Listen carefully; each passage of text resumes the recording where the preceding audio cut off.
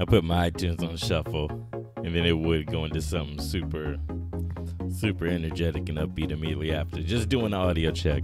Just doing my usual audio check. Let's see how this one sounds.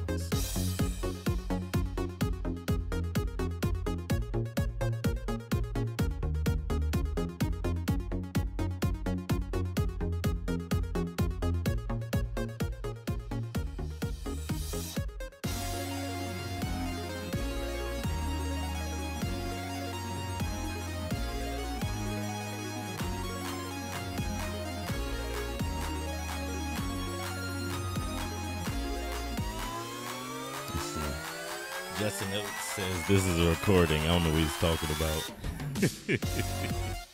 I don't know what he's talking about. Doing my audio check.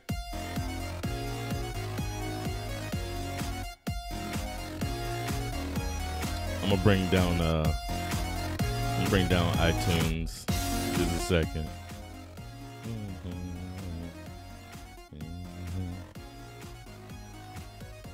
It's my jam. What's going on, everybody? I'm gonna do a little bit of puzzle action today. I shouldn't say action. It's gonna be very, very relaxed, very laid back. I realized after game night last night, I crashed. I went home, I left the office, and I crashed.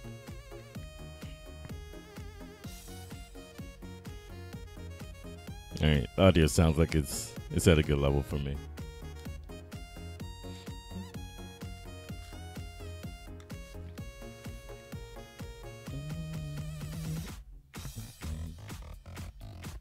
How's everybody doing? How is everybody doing on this day? Let me see. Let me get this game up. How about that? How about we get the game? How about we act like we know what we're doing?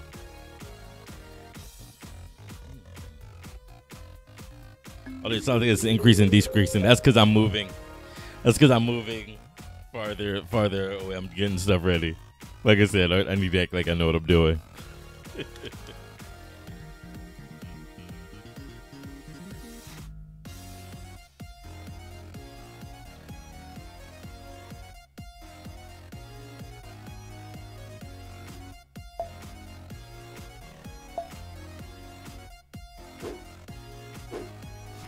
Okay, I think we're good to go. If there's any more audio problems, just let me know. I should be able to fix it.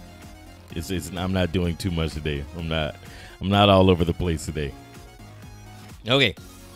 So I'm going to have my face cam open for just a second, but it's not entirely important. I just want you guys to be able to see something on this screen. Didn't think chat was going to show up. I didn't set chat up, so I wasn't expecting it to show up. That's okay. That is okay.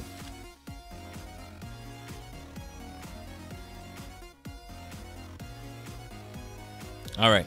So what we're going to do today, we're going to play a little bit of Picross. Before I get started, I want to say that this game was provided to me by the developers of the game. It's called Pepper's Picross. It's more or less a logic puzzle. If you guys are interested in this game, feel free to check the description below where you can find more information on the game. You can find out how to get it for yourself on Steam, as well as info on the developers. I believe I have all that in there. It's a puzzle game where you use numbers to figure out a puzzle. And this is all of these squares. Every single one of these squares here is a puzzle all in its own. And I want to see how many of these I can figure out in one stream. Normally on Sundays I stream for 3 hours. Let's see, and they go here. So I do every square. Normally on Sundays I stream for 3 hours. I want to see how many of these I can figure out in 3 hours. And like I said, it's just gonna be a relaxing stream. We're just gonna chill out. We can talk about whatever. We can have music playing. I'm probably not gonna have my webcam in my chat here because it may or may not be blocking the puzzle. There's numbers that you'll need to be able to see on the sides of the puzzle. So I might not have it. We'll see. Let's look at this first one here. Let's hop right in. Okay, so here it's not blocking anything. I'll leave it up for a while. I'll leave chat up for a while. Let me see. That looks really small, though. That looks really small. Let's see. I'll play with chat. I'll play with chat for a second. And then at the same time, I can explain to you how this works. Let's see. So let's see. I've been using green, right? Or was it blue? I think I've been using blue. Let's use blue for you guys. Let's see, I can make the chat box transparent. Yeah. Yeah, that looks cool. And now I need to make your messages black. And of course, make everything bigger. That's what we came here for. That's what we came here for. Because everything's big. There we go. Okay. So let me begin to explain how Picross works for those of you who don't know. Actually, I believe this might be a very hard one to explain that on. Let's go to something very simple. I'll leave this menu altogether. We'll go to classic mode, and I'll show you something very simple. I'll show you the first one, okay? Or the first sets of puzzles. Okay. And we're still not blocking anything. All right. Just so you guys know, if you don't know, when I look this way, I'm looking directly at my monitor that shows me what you guys see. It's not that I'm staring off into the distance or leaving my eyes open for you to gaze into. There we go. Okay. Yeah, I guess it looks good. Okay. So these numbers along the left side, as well as the top, tell you how many squares need to be colored in. This is a 5x5 grid. This is a 5x5 grid. That means that there are 5 squares going across and 5 squares going downward. 5 squares across, 5 squares downward. Now the numbers tell you how many squares in a row are colored in. So for example, in this column, this very first column here, there are 2 squares in a row colored in. So that means we won't have anything like this and this, or this and this, or this and this. The squares need to be colored in. So if this square is colored in, we know that this one right behind it needs to be colored in. And you can see that it faded into black. I'm sorry, it faded from black to gray. That way we know that this column is done. But we don't know if that's it or not. We don't know if that's it or not. So we need to play around with it just a little bit and see where it can be. The same thing goes for the rows. This fourth row here has a 3 in it. So that 3 means that there are 3 colored in a row. Likewise, you won't have anything like this because they're not 3 in a row. There's a gap in between them. So we could have something like this, and it tells us that because it's faded to gray. But that doesn't mean that's it. Like I said, this is a 5x5 grid. So naturally, using a little bit of logic, if we have 5 squares colored in a row, that means that they have to be these. They have to be this. But that's not the case for this row. That is the case for this column, though. This column, this third column, says that there's 5 colored in a row. Once again, it's a 5x5 grid. So that means that 5 are colored in a row here, and it's 5 squares vertically. It has to be all 5 of these. Make a little bit of sense? I hope that makes a little bit of sense. Now, continuing forward, we found this column, but that also helped us find this row. There's 5 squares colored in a row in this column, and then there's 1 square in this row. So naturally, once we found this column, we also found this row out. What I can do is I can mark off the rest of the row so that I don't color in something that doesn't need to be colored in. I can just put X's. That's telling me, okay, these don't need to be colored in. These actually can't be colored in. They can't be shaded in. All right, let's see what else we can find. Now we know what it looks like when a square is shaded in, and we know what it looks like when squares can't be shaded in. Let's look at this first row. This first row has a 2. That means that there are 2 squares colored in a row.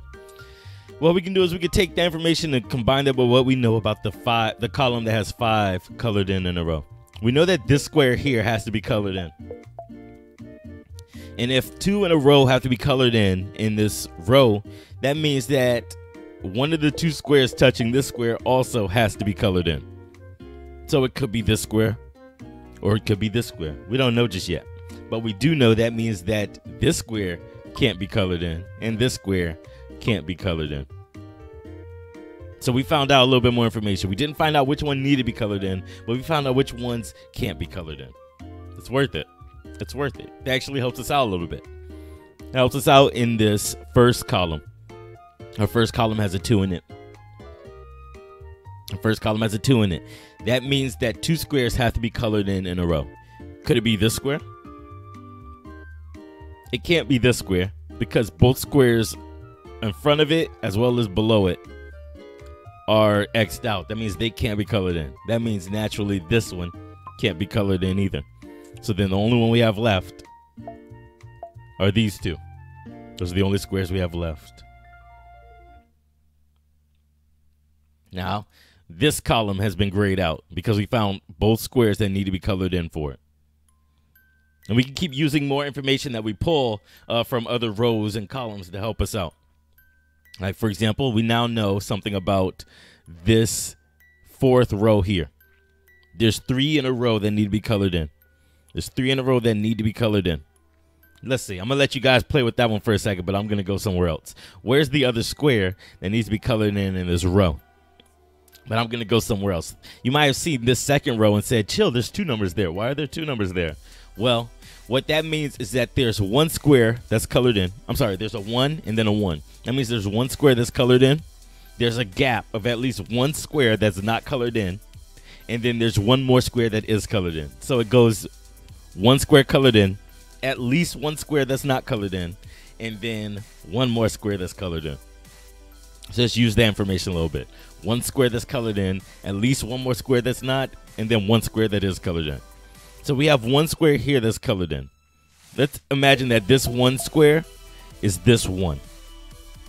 That means there has to be at least 1 more square that's not colored in, and then 1 more square that is colored in. Can that fit? Can that fit with this being, with this square being this 1?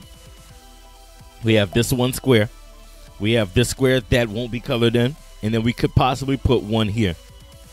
Okay, I'll put a square there. So we're imagining things right there. Then we also have this 1.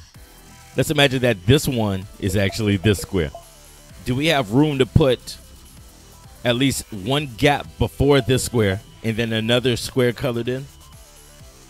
No, we don't, because this one's X'd out. We already know this one can't be colored in. So the only way this would work is if this square is colored in and this is the gap. And it makes sense. And it makes sense here. And it also helps with this 5th column. If this square is colored in, that means nothing else in that column is colored in. All right, let's go back to this row. Let's go back to this row here. We said we had 3 in a row colored in. There have to be 3 consecutive squares colored in this row. We can do here. Oh, we already have this one done, and we already have this one done. The only way these can both be colored in is if there's 3 consecutively. So let's go ahead and color that one in. Dope. Now this one grayed out. That means we can go ahead and X out this square. This square also, this column, this row also grayed out. So we can go ahead and X this one from before. All right. So we have 2 in a row in this column. 2 consecutively in this column. We already have 1. So let's color in this square. This is my GM. Sorry, that's why I'm rocking. And then we can X out this one in this column because we already, this row, because we already have this row finished. All right, there's only 1 square left in this column. It's right here. And that's a simple Picross puzzle. They get a little bit more complex. The one that we've already seen doesn't get too hard. It doesn't look too complicated. It's just you have to know your numbers a little bit. You have to know your numbers. I'll take it slow as I explain. This is the one I wanted to do, right? The Apprentice. I'll explain it slowly so that you guys can put together what I was doing. Let's see, it's not blocking anything, so we are good. We're good as gravy. All right, let's see. So this whole puzzle is a 15 by 15. There's 15 squares across and 15 squares down. These red lines help you easily tell where each group of 5 is. So you can see this is 1, 2, 3, 4, 5. There's 5 squares here. 1, 2, 3, 4, 5. There's 5 squares here. And 1, 2, 3, 4, 5. There's 5 squares here. And the same thing goes for vertically. It's a 15 by 15. Now there's plenty more numbers in some columns. And then there's some columns where the number is huge. And then there's some rows where the number is small. So this one's gonna be pretty fun. Okay. Now one thing we see in this puzzle that we didn't see from the last puzzle is that there are zeros. A 0 means that there's nothing in that row or column. So if there's nothing here in this row, this column, we can go ahead and mark it all down. Same thing goes for the other 5. So what we're working with here is not really 15 by 15. It's more a 10 by 15 because these 5 columns have nothing in them. These 5 columns have nothing in them. So let's see, we're really working with a 10 across and 15 down. That's fine. It's easiest if you start with the biggest numbers. It's easiest if you start with the biggest numbers because you can do something called overlapping, or I call it overlapping. I don't know what the proper term is for this. I taught myself how to play this game, so I don't know what the proper term is. Okay, what do I mean by overlapping? Let's take a look at this column that has 11 in it. This column with 11. That means that there are 11 squares consecutively in this column. There's 11 squares consecutively in this column.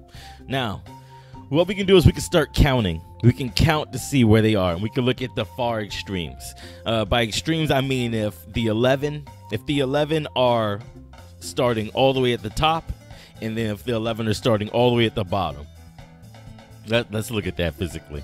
11.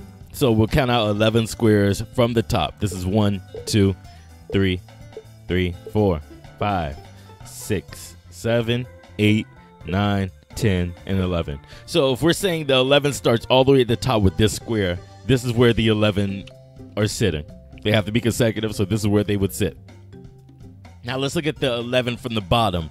And instead of me marking them off this time, what I'm going to do is, when it's a square that we've already said is at the top, or it'd be a square that's colored in if it's all the way at the top, I'm going to color it in if it's also a square that would already be at the bottom. That's called overlapping. 1, 2, 3, 4, 5, 6, 7, 8, 9, 10, 11.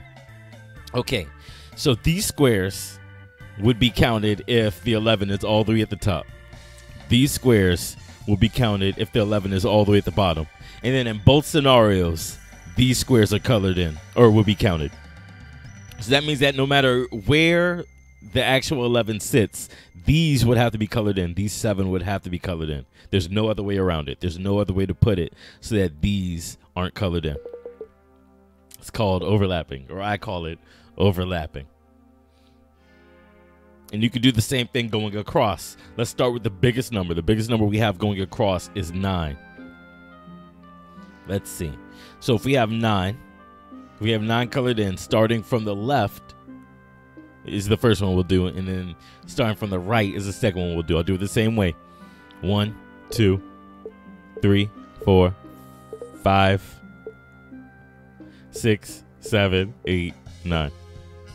And then from the right, instead of putting squares down, I'll mark down everything that already has a square if it would be all the way from the right.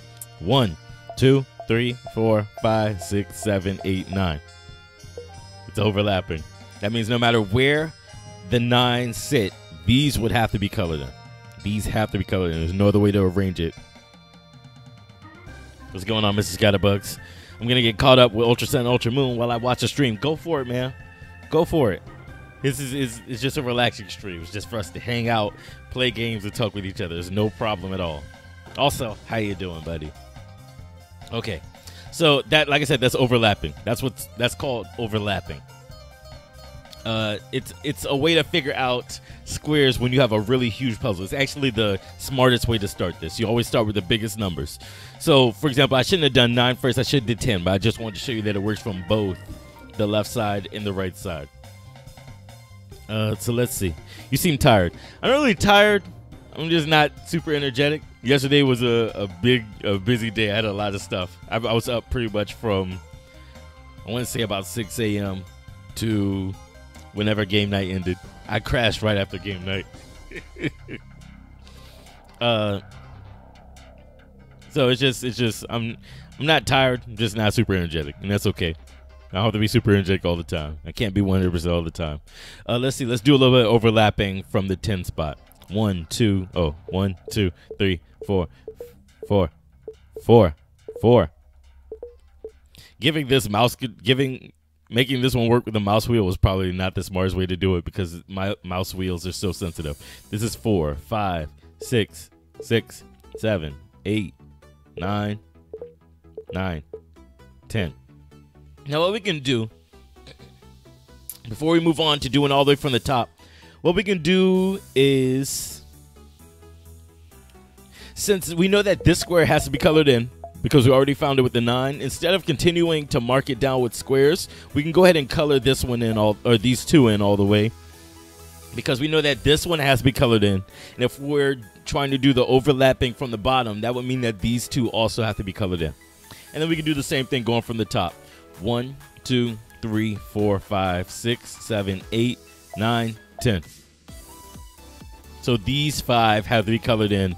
No matter how we put the 10, no matter where we start the 10 from, these 5 have to be colored in. Is this a song from Sun and Moon? I think this is a song from Sun and Moon. Let me see. I could have my music. I could have what's currently playing up on the stream. Let me see. I can steal that from this screen. Give me a second. Give me a second. I'm gonna do some weird stuff. We'll do some weird stuff. Let's copy that. Close that. And then we'll paste it there. There we go. Yeah, this is the Mantine Surf song. That song is actually pretty good.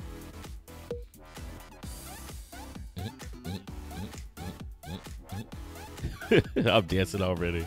Okay. Let's see. So we have 6 here. We can do the same thing. We can do the same thing in this row with 6. 1, 2, 3, 4, 5, 6. 1, 2, 3, 4, 5, 6. Wait, 1, 2, 3, 4, 5, 6. Okay. Here's what's interesting about doing the overlapping. Here's what's interesting about doing the overlapping from the right side. Or, I'm sorry, when you already have something down. We just said 1, 2, 3, 4, 5, and 6 would be colored in if we started from the right side. But that's not possible. And it's not possible because we already know that this square is colored in. If this square is colored in and we start the overlapping from the right side, that would be 7, not 6. That would be 7. So what that's telling us is that this square can't be colored in. That's what that's telling us. This square here cannot be colored in. So we can go ahead and put an X there. We go ahead and put an X there.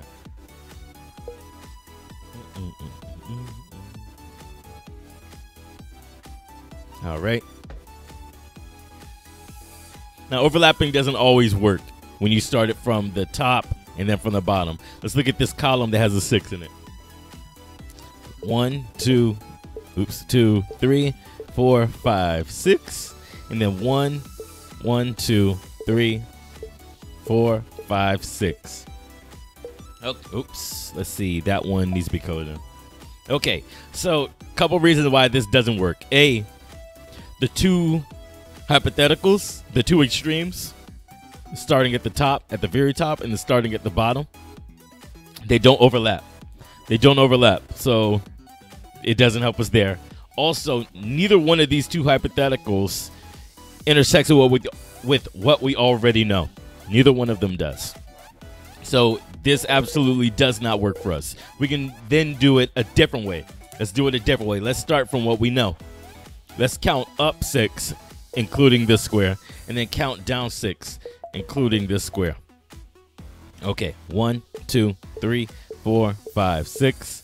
1, 2, 3, 4, 5, 6. Dope. So what that tells us is how far out the 6 would reach. How far out the 6 can possibly reach. It also lets us know where the squares can't be colored in. Also lets us know where it cannot be colored in. These two cannot be colored in because this would be 7 and this would be 8, while we only have 6 in this column. Same thing goes for the bottom. This would be 7 and this would be 8. So we know that these possibly could be. Come on. Thank you. Thank you. But these two and these two absolutely cannot be colored in. This is kind of like Sudoku. Yeah, it's a bit about knowing how to pull information. Like it's a lot of logic, and it goes really deep. Like same thing with Sudoku. The logic goes really deep with learning how to do this game. Like there's some puzzles actually I haven't even figured out how I would be able to draw the information. Like I think it's too far. I honestly think the information is too far out there for me to get.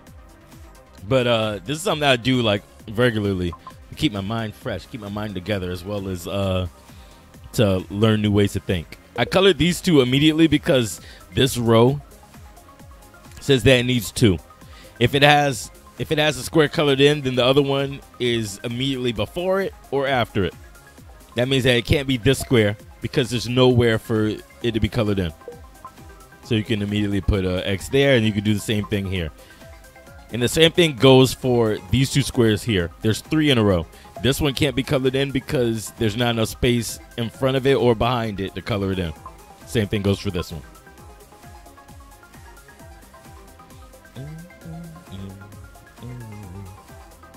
Okay, let's see. I'm going to try and speed through this a little bit. Because there's something I want to show you with all the puzzles that I plan on doing. 1, 2, 3, 4, 5, 6, 7. 1, 2, 3, 4, 5, 6, 7. Perfect. 1, 2, 3, 4, 5. Blank 1, 1, blank 1, 2, 3, 4, 5. Okay. This one's actually kind of hard. Let's see. Once you start doing these puzzles more and more, like you can look at numbers and start to evaluate where they are without like having to truly process it.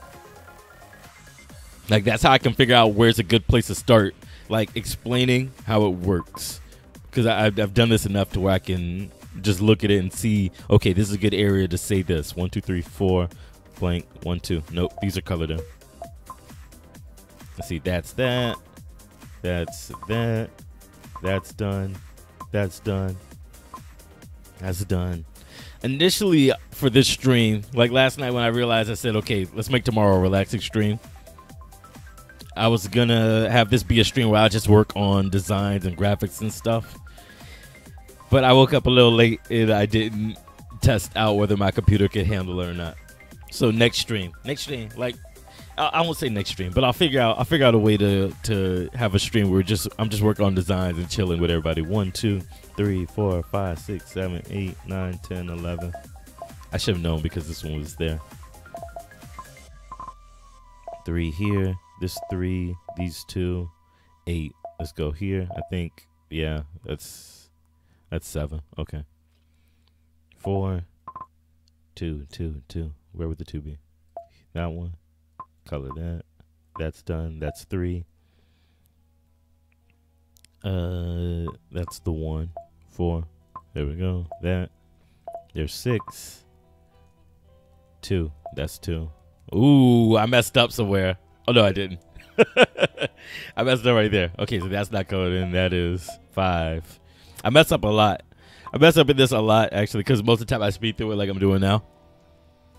But it's fairly easy to figure out where you messed up if you catch it early on. It's fairly easy to figure it out and fix it. Let's see, 5, 5, 3. There we go. There we go.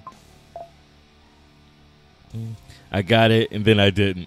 These are kind of not good to explain or to teach how, like this level, because this is what this does is this is giving me a huge picture, like all those squares that you saw before we got to this screen. It's gonna make a huge picture once you finish all of them. I have no idea how many it is. Like the one we did before, it ended up looking like a music note.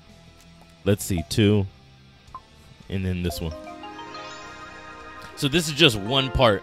This is just one part of a huger puzzle. See?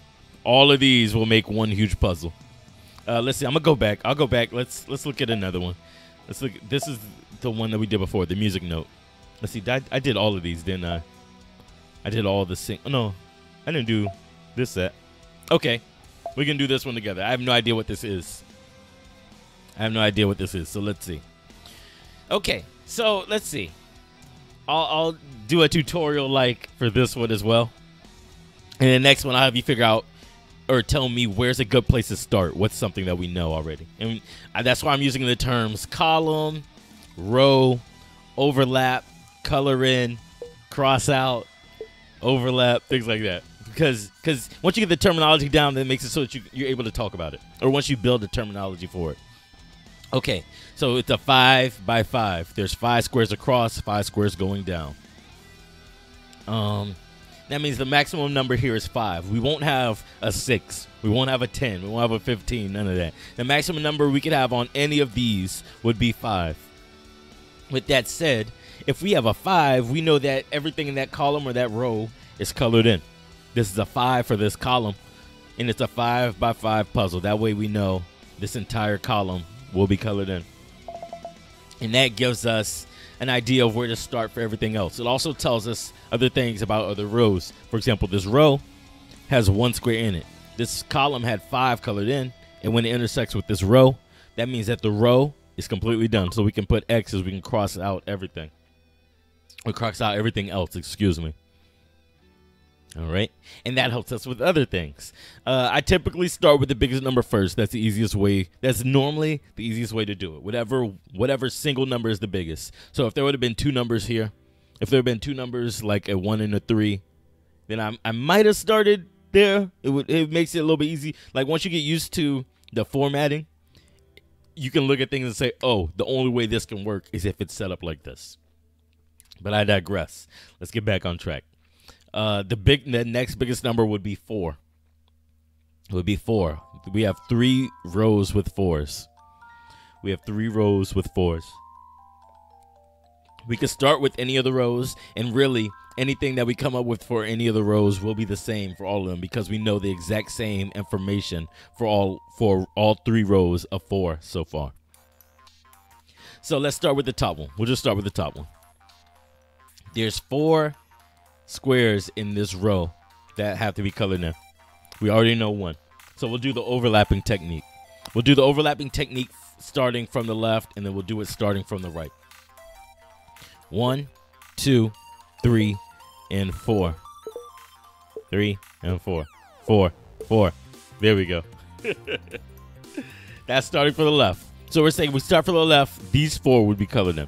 Let's start from the right. And then once we do a square that we've already said will be colored in from the left, once we say it would be colored in from the right as well, let's color that in.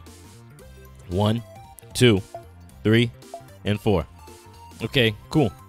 So that means whether we started from the left or started from the right, the 2 extremes, these 3 squares would have to be colored in. So either this square is colored in as well, or this square is colored in as well. It can't be both. And then, like I said, the same thing goes for all of the rows with 4 in them because we knew the same information about them a few seconds ago. Now that helps us out with this column. We have 3 colored in, and this column needed 3 in a row colored in. Dunzo. Same thing with this column. Dunzo. Now, we know a little bit about this row. We know that this row needs 2 colored in, and we already have 1 colored in. There's only one place that 2 in a row, 2 consecutively, can be colored in this row, and that's right here. It wouldn't fit here. Doesn't make sense. So what we'll do is we'll put it here, which means that this is not colored in. And now we know something about this column. We know that there's 3 in a row colored in, and there's only 3 squares left. So these 3 would have to be colored in. Once we color in these 3, that will help us figure out these 3 rows as well completely because these can't be colored in.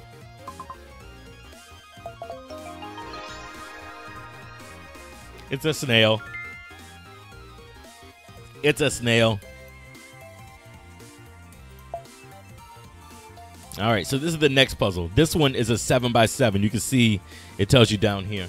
But in case you miss it, like it faded away right now, there's 1, 2, 3, 4, 5, 6, 7 squares across, and 1, 2, 3, 4, 5, 6, 7 squares down. There doesn't have to be the same amount of squares going across as going down. It could be a 7 by 10, could be a 5 by 13, could be a 20 by 3. I've actually seen that one before, and that was fun. That was actually the hardest puzzle I've ever done. That was the hardest one I've done so far. Okay, so for this one, like I said, it's a 7 by 7. Where is a good place to start this puzzle? Which column and which row would be a good place to start this puzzle?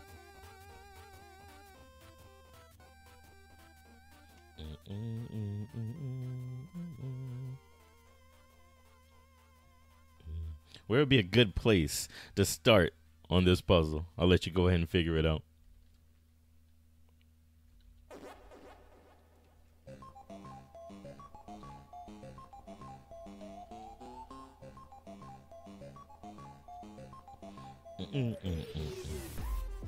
See, Justin said the 7. Justin said the 7. What 7? What are you talking about, fam? Since there's 7 spaces going down. Perfect. Right. That'd be a good place to start. It's a 7 by 7. That means there's 7 squares across and 7 squares down. Since this column has a 7 in it. That's the perfect place to start. It's a perfect place to start. We already know that all 7 here have to be colored in. Now, there's a lot of information that we actually got from that. That we got going from that. Another good place to start this puzzle would have been, let's see, I'll go ahead and remove this for just a second. Another good place to start this puzzle would have been 7 across. This row has 7 across, and this is 7 by 7. So we also could have marked that down. Neither one is wrong. So starting this way is just as good as starting this way. They both help us out. Now, I'm going to shift our attention really quickly. I'll shift our attention really quickly from doing the biggest number to looking at the numbers at the front of each row. The numbers in the front of each row, except for this 7, this row with 7 going across, is 1. So that means that there's 1 colored in as the very first number for that row. And then there's at least a gap. There's at least a gap of 1 square. When you have a 1 and then another, we have a number and then a second number, that means that there's however many colored in consecutively first. There's a gap of at least 1 square in between. There's at least 1 square in between that's not colored in, and then you can go ahead and start the second number. Now, that gap could be as big as possible. It could be as small as possible. It could just be 1 square. Could be 2. Could be 3. You don't know. You have to figure that out. So let's see. This says that there's at least 1 square colored in, and then the very next square is not colored in.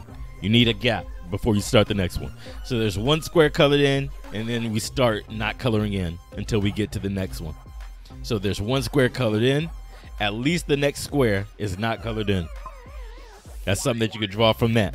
And again, the same thing goes for everything. So when we colored in this, it helped us figure out a lot about the next column as well by looking at the rows. So that's not colored in.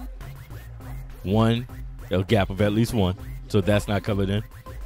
1, a gap of at least 1. So that's not colored in. 1, a gap of at least 1. So that's not colored in. 1, a gap of at least 1. So that's not colored in. I mean, an easy way to draw this out would be to look at the column. It said that there's only 1 colored in when we found that 1 with the 7 going across. But that's another way you can draw this information out in case the column doesn't tell you that. Likewise, we can go ahead and color in this column because we already found our 1 for this column. Like I said, the gap is at least 1 square. It doesn't have to be just 1 square. It's at least 1 square. All right. So let's see. Let's get back to the tutorial. What would be another good place to look? What would be another good place to start figuring out what squares are and aren't colored in?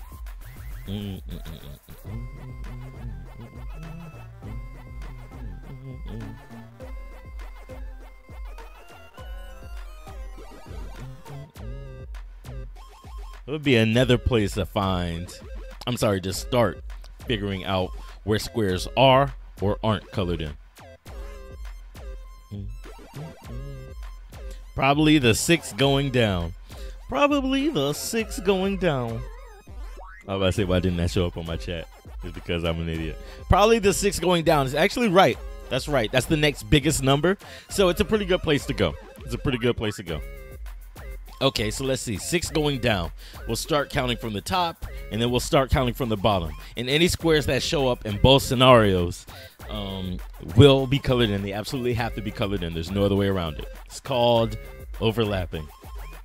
So see, probably from the 6 going down. Let's see. 6 going down. 1, 2, 3, 4, 5, 6. And then let's count up.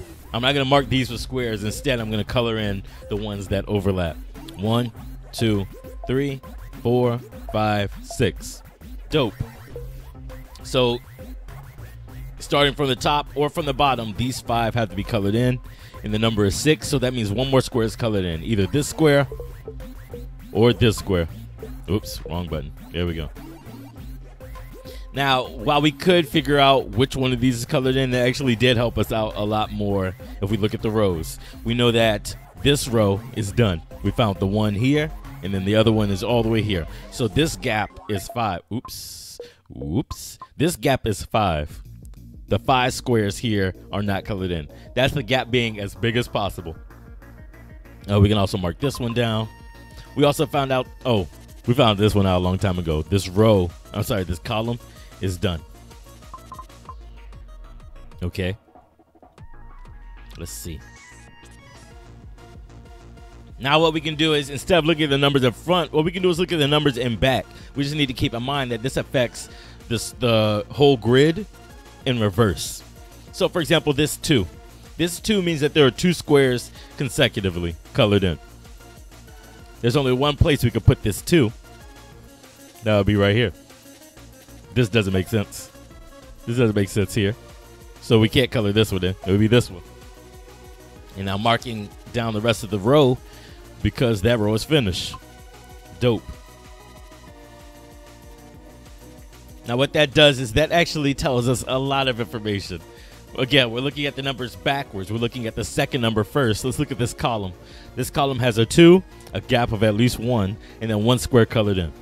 2, a gap of at least 1, and then 1 square colored in. We already have our 1 square colored in. We know that this is the 1 because there's no square colored in before it or behind it. There can't be a square colored in before it or after it. So this has to be the 1. That would mean that there's no squares after it colored in at all. So we can go ahead and mark this one down.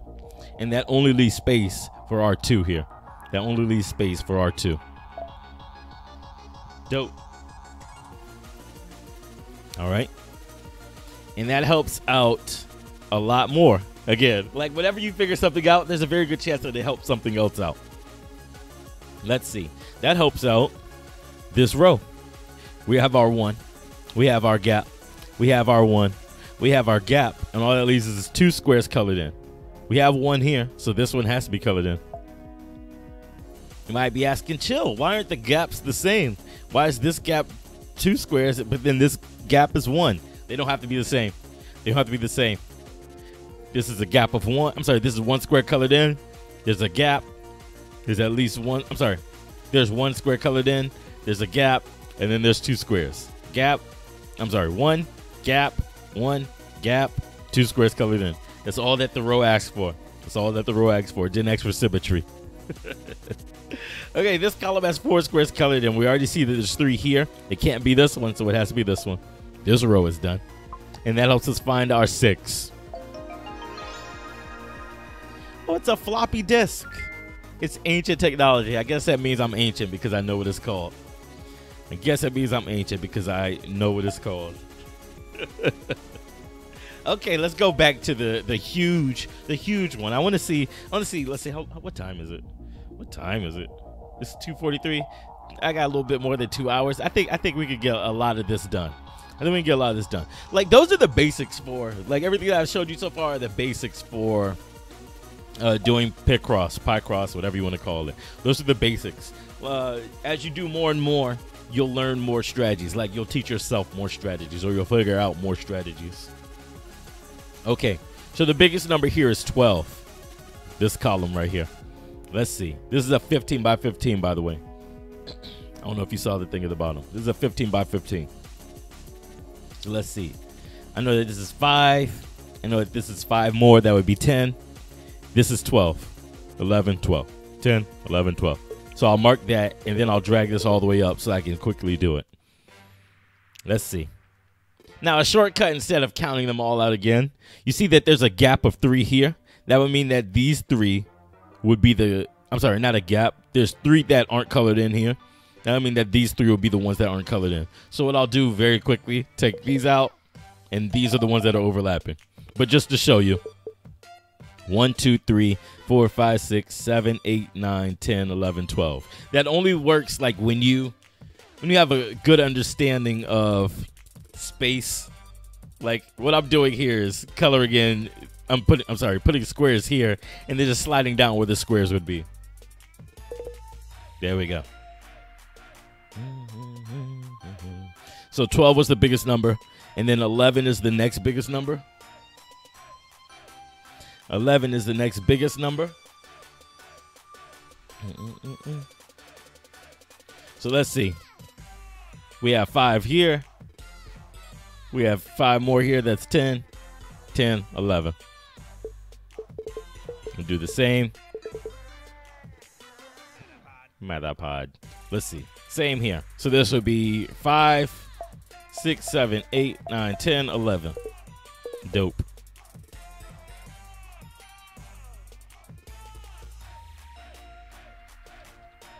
Let me see. Trying to not speed through. Trying not to speed through too much and leave you guys in the dark. I know this is a tutorial, but I want to get this done, but I also don't want to leave you in the dark here. Okay. 3 and 9. 3 and 9. I'm just picking that as a next place to start. Like I said, there's really no bad option. You just got to know how to read the information. 3 and 9. So what I would typically do here is I would make it so that the gaps are as small as possible. We can still do overlapping, but to do it the right way with more than one number in a column or a row, you need to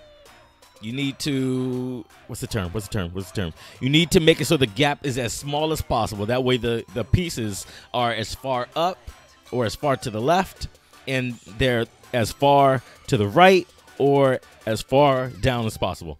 So what do I mean by that? 3 and 9. That means if we're doing the overlapping method, there's 3 squares immediately from the top. The very next one is a gap, and then there's 9 from the bottom. I'm sorry, there's 9 immediately after the gap. Again, that's just for overlapping. That's not saying that's what it is absolutely. What does that look like? There's 3 here. This one is the gap that I'm assuming, I'm hypothesizing. And then there's 9 immediately. 3, 4, 5, 6, 7, 8, 9. Okay? And then we do it from the bottom. Same thing, but in reverse. There's 9 from the bottom. There's a gap immediately. There's a gap of exactly 1 square. And then 3 is immediately after the gap. In this way, we can figure out what has to be for the overlap. So let's see. 9 from the bottom. 1, 2, 3, 4, 5, 6, 7, 8, 9. There's a gap, and then there's 3 more. We can't color in this. Let's see. This would be the first one for the 3. We can't color that in because the 3 doesn't have to be here. It does not have to be in this square. 2, 3. Remember, this is the gap. 1, 2, 3.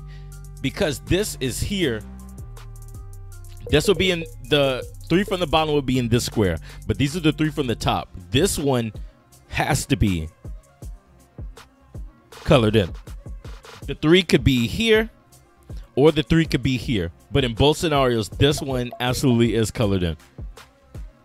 So that's what it looks like. That's what we know for this column so far. What's going on, Carlos? I don't understand what I'm watching. Can you explain? That's exactly what I'm doing. That's exactly what I'm doing. I'm trying to not speed through this puzzle too much. This is a Picross puzzle. Basically, use these numbers. Use these numbers to figure out what squares in this 15 by 15 grid can be colored in. After this one, I'm going to explain again. We'll do another really low-level puzzle so that people can see it and work through it. Because this one's hard for someone to come in and watch, but it's not too difficult. I'm still using basic strategies. Basic strategies. He said from Professor Alt. It's Professor Chill. It's Professor Chill. Okay, let's see. So we figured out that this one square is in the 3 and this one is in the 9. I'm sorry, these, was it 7? These 7 are in the 9. Okay, let's look at something a little bit more simple. Let's look at this 9 row.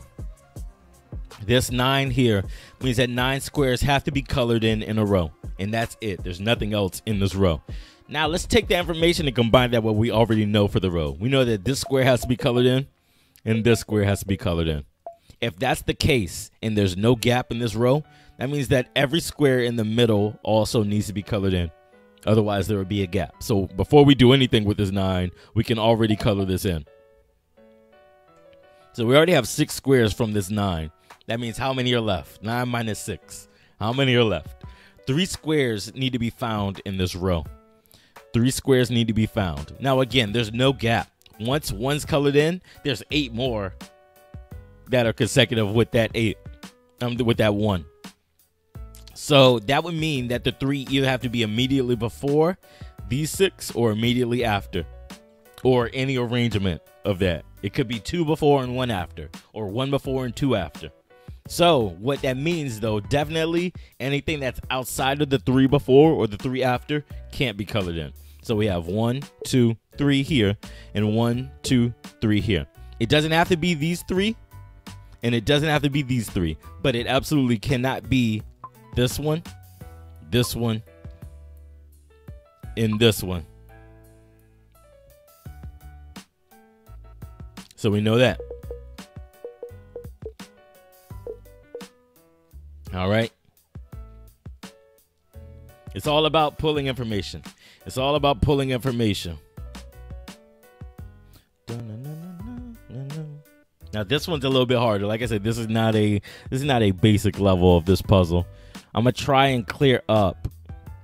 I'm gonna try and clear up some of the things that make this, that would make this easier. Let's see, 3, 1, nope. So this isn't the 3, obviously. This would have to be the 4. Okay, here's what I'm doing. Do you remember what I did here with the 3, 9 in this column? What I did was I hypothesized, or I proposed that this one was how it was arranged. Was that 7? That would be 9. And then I went up and filled in reverse with it from the extreme down here. What I'm doing here is I'm proposing that these 2 are part of the 3.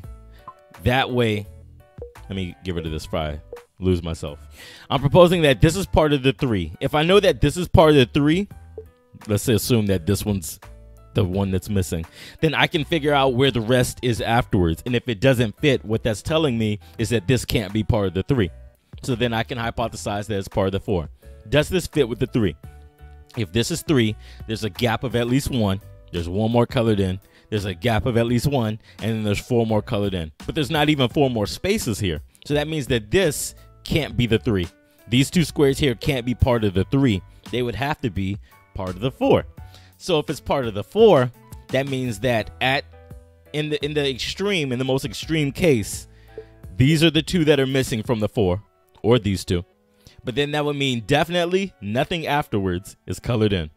So let's go ahead and do that one. Let's go ahead and get rid of that. So then we know that it starts from the top. The 3 is somewhere up here. There's 1, there's a gap, then there's 4. Let's see, 3, 1, 2, 3, blank 1, blank 1, 2, 3, 4. Okay.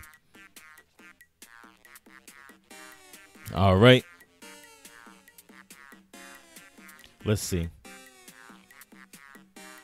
Where's another good area to go? This was actually really hard. Now I'm seriously looking at it. Okay. Now that we know that, let's see. Now that we know that this is the 4 and nothing afterwards colored in, it makes these 2 rows a lot easier.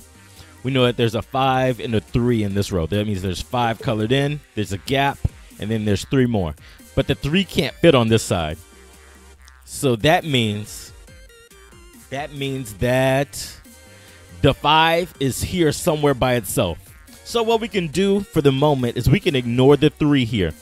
We can ignore the 3 and act like this side here just has the 5. It just has the 5.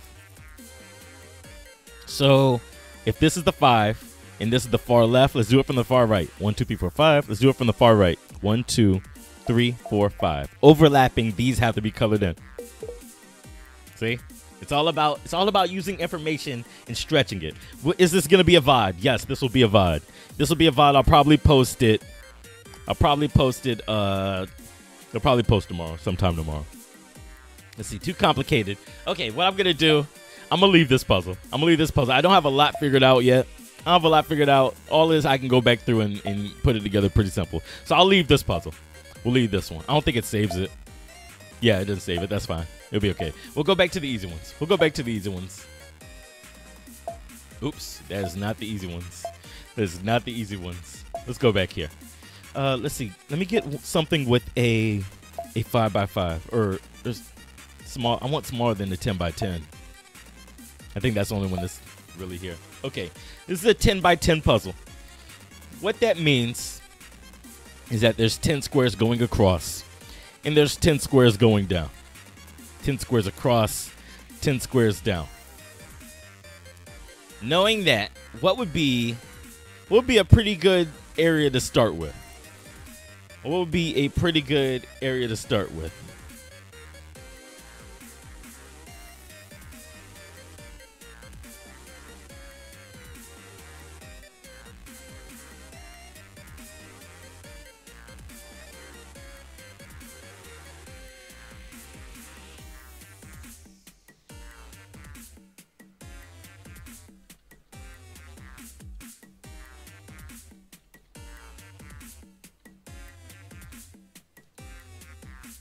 What would be a good area to start with? This is my jam. All these songs in my jam, they should be. It's my music. That would be a good place to start here.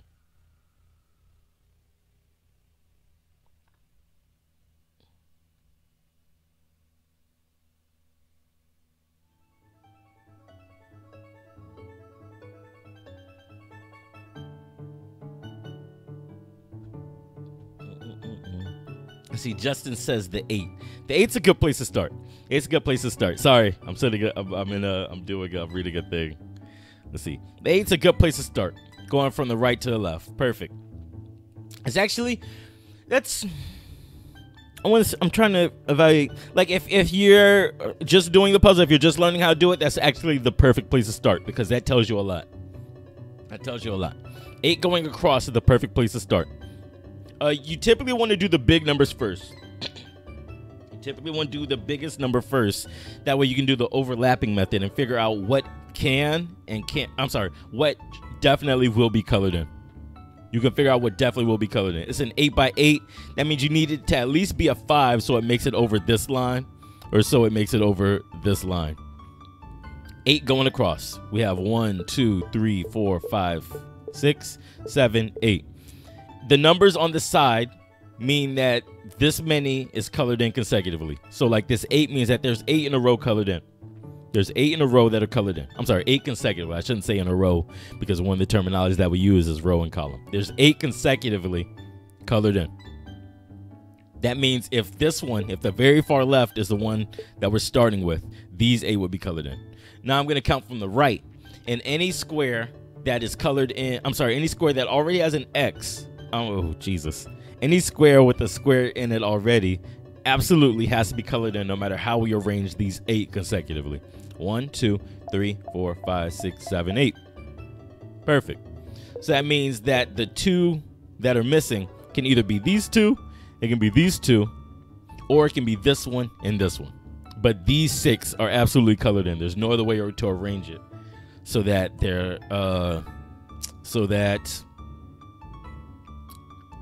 there's 8 consecutively. That's what I was looking for. Okay. So there's this one that has 8. Can we do the same thing for this row with 8? Yes, we can absolutely do the same thing, because we have the same information for them. If it was something like this square was colored in already, one way or another, we wouldn't be able to just assume that these are colored in. We'd have to change up how we think about it a little bit. But because it was, we go ahead and mark these down as well. And the same thing is true. It's either these 2, or these 2. But these 6 in the middle absolutely have to be colored in. Okay, so now we figured out the biggest number. What's the next best place to start? Looking at this, what do you guys think is another good area to start coloring stuff in?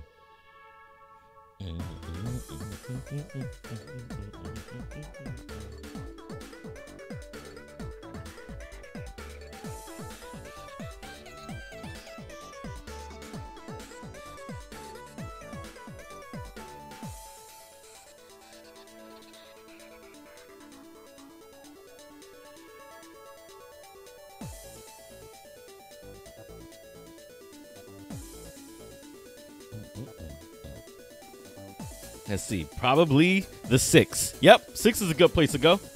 6 is a good place to continue. 6 is a good place to continue marking things down. 6 is actually a great place. Again, you want it to be at least half so that it goes over the line, but that's not always the case. Sometimes it'll help you out if it's not, and that's fine. Here's a 6. Let's see. Let's count 6 from the left. 1, 2, 3, 4, 5, 6. And then 6 from the right. 1, 2, 3, 4, 5, 6. These 2 squares have to be colored in no matter how it's arranged.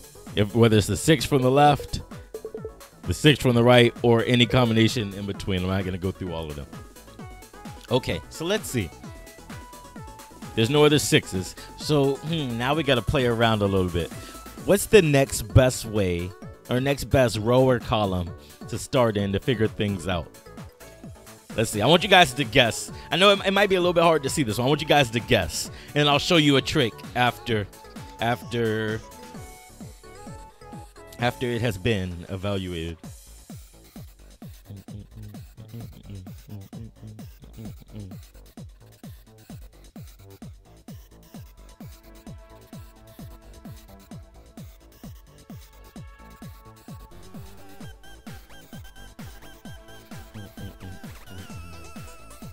What's the next best area to wager where we should color in? Let's see. Justin said the 1, 2, 1, 3, 2s. That's not a bad place to start. It's not a bad place to go. It's not a bad place to go. It's a little complicated, but it's not a bad place. We could figure stuff out from that. Okay. What we'll do is the overlap method. We'll do the overlap method once again, but we're doing it so that the gap is only 1 square. The gap is only 1 square. That way we find the extremes, as if everything was from the top, the very top, and then everything is from the very bottom. So we'll do the extremes here. Let's take it out. All right, let's check it out. Let's start with. I want to start with these 2 because we know the most information from these 2. We know more information for these 2 columns than we do for this column and this column. So it makes it a little bit easier to hypothesize. Okay, let's see. We'll do this one, this column here, from the very top. 1. A gap of at least 1. 1, 2, and 3. Now that gives us a problem. That gives us a problem because this one would have to be a gap. But we already know that it's not. So what I'll do is I'll stretch it with what we know. I'll stretch it to fit what we know. Instead of the gap being just 1 square, let's make the gap 2 squares. 1 and 2. That way it fits what we already know. So we have 1 square, a gap of 2, and then 1, 2, 3, a gap of 1, and then 2 more, 1 and 2. My bad, meant to do that. Okay, so that's it from the top. That's it from the top. Let's check it out from the bottom. 1, 2, a gap of 1, 1, 2, 3, a gap of 1. We'll do a gap of 1 here because it's possible. This is still, everything is still possible. And then 1. Okay, so how we found out what the situation would be, we haven't found out any more information, and that's okay. That's okay because we didn't find anything out that messed us up. As long as we don't find out anything that messes us up, we're okay. So let's see. I'm going to get rid of these because we're not going to look at this column. While that wasn't a bad place to start looking at information, it didn't help us find anything. Ultimately, we want to find something that'll help us. So let's not look at these columns, any of these columns, because we knew the most information for these 2, and that didn't help us find anything. So this one would be a lot harder to find something. Instead, what we're going to do is we're going to look at a row. What we'll do is we'll look at a row. The specific row we're going to look at is 2, 4, 2. Now, what does that mean? 2, 4, 2. That means that there's 2 squares consecutively. There's a gap of at least 1. There's 4 squares consecutively. There's a gap of at least 1. And then there's 2 squares consecutively. Okay, so here's the trick. Here's the trick. I'm going to show you this trick using this column, but it's not going to be a 2 here. Let's assume that it's a 9 and a 1. Let's assume that this is a 9 and a 1. One of the tricks you can do is you can add the numbers up. You can add the numbers up. And if all of the numbers added up plus all of the gaps equaling 1 equals however many squares across or down that a row or column is, then that means that all the gaps are 1. Okay? So for this scenario, this would be a 10 by 10. That means that we want the numbers to add up to equal 10. If this is a 9 and a 1, that would be 9 plus 1 is 10, plus a gap of 1. That would be 11. So 9 and a 1 would never happen. A 9 and a 1 would never happen in a 10 by 10 puzzle.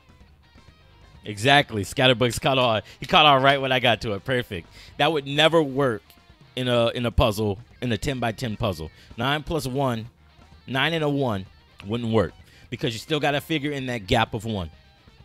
So if this was an 8 and 1, however, we would know exactly how this is set up because 8, 1 would be 8 plus 1 plus that gap in between. 8 plus 1 would be 10. So an 8 and then a 1 would look exactly like this every single time. 8, 1. You have your 8, you have the gap of 1, and then you have 1. There's no other way for that to be arranged, okay? Now, using that as a shortcut, we can figure out this row, this 2, 4, 2 row. Again, count the gaps as 1s, and then add up all the numbers and include the gaps. 2 plus 4 would be 6. Plus 2 more would be 8. Now we have to count both gaps. Because there's 3 numbers, we have 2 gaps. We count both gaps. 8 plus 1 is 10. So we know exactly what this row has to be. It has to be a 2, a gap of 1, 4, a gap of 1, and a 2. That's another shortcut that you can use. As long as the numbers here plus the number of gaps adds up to equal however long a row is or however tall a column is, all the gaps equal 1. That's the easiest way to explain that. We have 2, we have a gap of 1, we have 4, we have a gap of 1, and we have 2. 2 plus 1 is 3, plus 4 is 7, plus 1 is 8, plus 2 is 10. That's the easiest way for me to explain that. So even though these numbers aren't the biggest, because we know this adds up to equal how long the row is, this is actually the next best place to look. It's the next best place to look. Dope. Oh, snap. Jaden's here. What's going on, Jaden? Welcome to the stream. We're just relaxing. We're just doing some Picross puzzles. I was trying to do the mosaic, but I realized it's not. It's not the relaxing sort. Okay, so finding this row actually helped us out with, I think, every other column. Yes, finding this row just helped us out with every other column. Okay, let's see. I'm going to let you guys figure out where we're going to go next. I'll let you guys figure this puzzle out for me. I don't want to do it. You guys figure this one out. Let me see. You guys figure it out. Go ahead and post in chat. What do you think? Where do you think we should go next? What should we what line should we attempt? How is the game? The game is fun. The game is I like I said, I enjoy doing Picross from time to time. Normally this is what I do to relax. Like when people ask me, chill, what do you do to chill out? What games do you play? I play games like this. Like these let me zone out. I don't have to worry about nothing. I don't have to worry about nothing.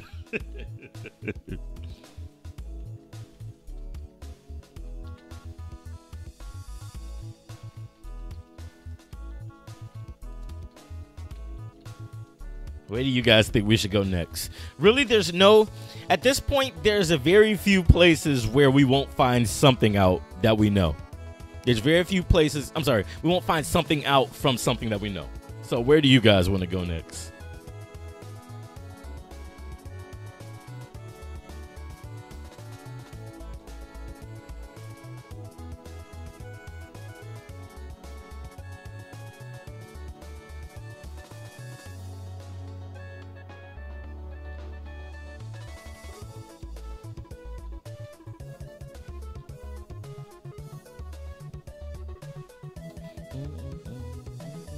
Let's see. Nobody know where to go.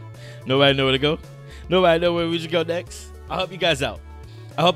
Literally, if you pick any column, we can get it. Any column we can get it. Some rows we won't be able to find stuff out, but any column we can figure out thanks to this row.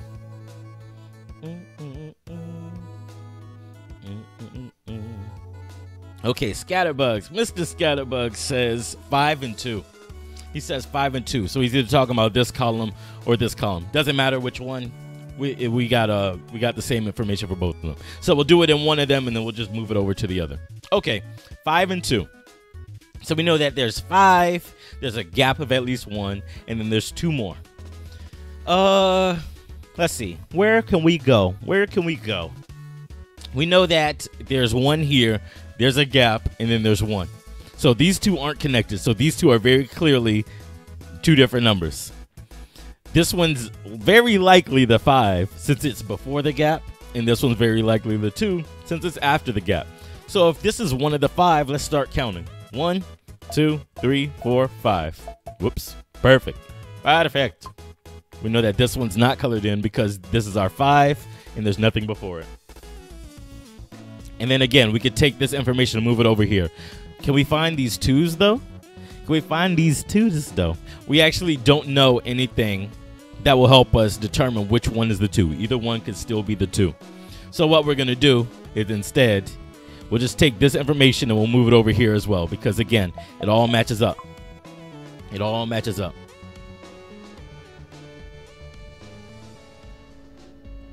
All right. Let's see. What other column? What other column?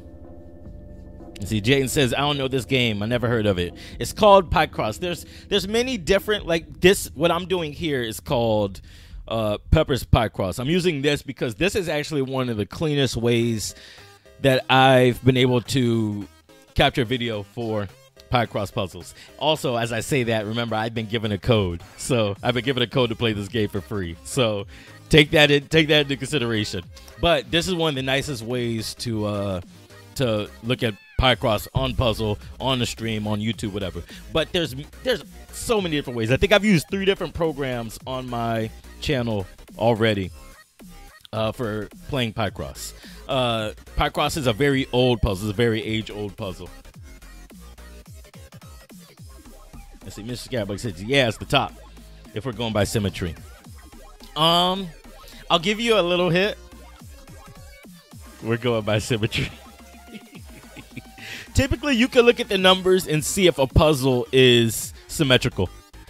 So, like, you shouldn't use that because I always feel like one of these days I'm going to come across a puzzle and it's going to look like symmetry. It's going to look like it's symmetrical, but it's not. The numbers are just going to be there to throw me off. I've been doing Picross since at least 2008.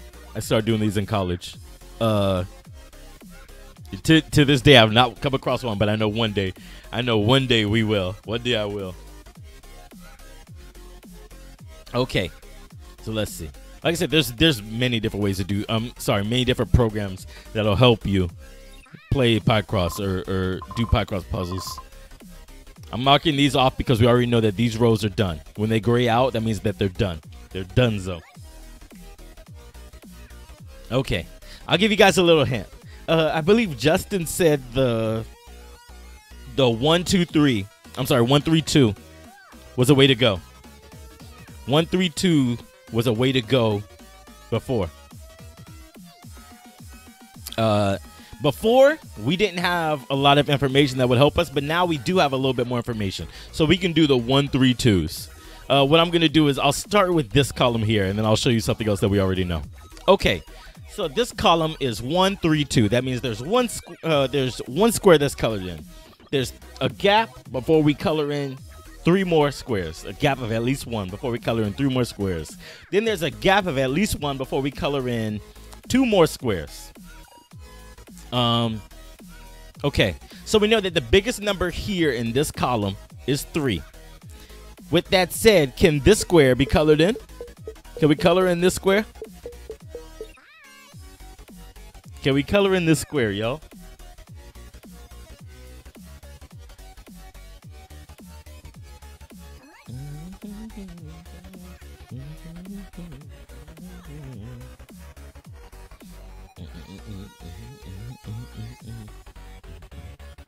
Let's see. Mr. Scatterbug says no.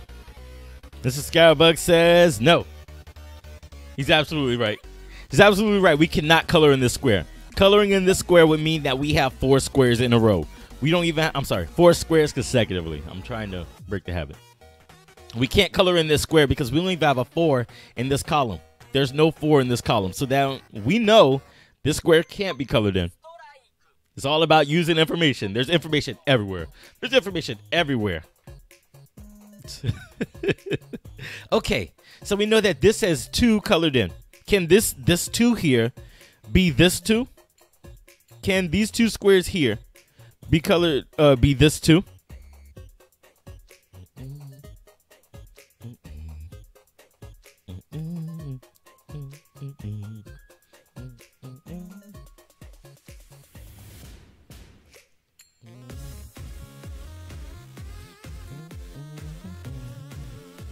What I honestly want to do, I want, like, you see me look at this post, these magic cards I have. I want like I want a poster that's a Picross puzzle, and then you have to figure it out. I've genuinely been thinking about that. I've genuinely been thinking about printing stuff out myself and doing it, because I can't find anyone. I feel like someone would have had that by now. Are these 2 this 2 here? No, it can't be, because that would mean that nothing after these 2 would be colored in, but we already have this colored in. So we know this isn't the 2. That would mean that this is our 2. So that's our 2. That would mean that this is our 3. Now for the column, we have our 3, we have our 2. There's only 1 square left. This is our 1. This is our 1. All right. Now this column is done. Also, something that we could have just done, we could have looked at the column beside it. We have 3 colored in here. We know that that's 3. There has to be a gap here. And then we could do 2. And then 1. Now, something Scatterbug said, I know I saw it. Let me see. I'll pull up chat on this thing. There we go. I have to swipe down, even though that's dumb. Okay. Where'd it go? Where'd it go? We also have the answer for the top row. 100% right. We knew that we needed 4. There's only one place that 4 could fit in, right here. So we can go ahead and mark the rest of that down. Dope. We also have our 3, because we know that 2 3s can't fit here. So one of our 3s has to be here. We have our 6. We have our 3. We have this, and let's go ahead and mark that off. We have that down. We know where our 2s can't be. We have this done. We know that this is 8. We know 3's here. We know 4. Perfect. There's a top hat. There's a top hat. The puzzle is done. Absolutely. Once you start to figure it out, then it begins to solve itself. It shouldn't take 23 minutes. Okay, I'm going back to the mosaic puzzle. Like I said, this is just a chill stream. I wasn't trying to teach you guys how to play Picross. This is a chill stream. We're here just to talk. We could just talk about whatever. We just talk about whatever. Let's start there. Let's go here. We know 9. That would be this. That means that's that too. All that for an ugly hat. Yo, like top hats? You're not a fan of top hats? Let's see. That's 8. I'm trying to remember what all I had from the other puzzle. Let's see, that's how many? 8, 9, 1, 2, 3, 9, that one. And then there was something else I found. There was something else I found that helped me find these 2. What was it? What was it though? 2. Okay, it was this. Yeah, I'd be into them if this was the 30s. One day I'm gonna show up on stream with a top hat. I'm just gonna act like that's a regular thing I've been doing. I'm just gonna act like it's a regular thing I've been doing. Let's see. 8. What's this? 1, 2, 1, 2. I normally don't use these squares because I can normally see it. I can normally see what I need to see. 4, and then those 2. Okay.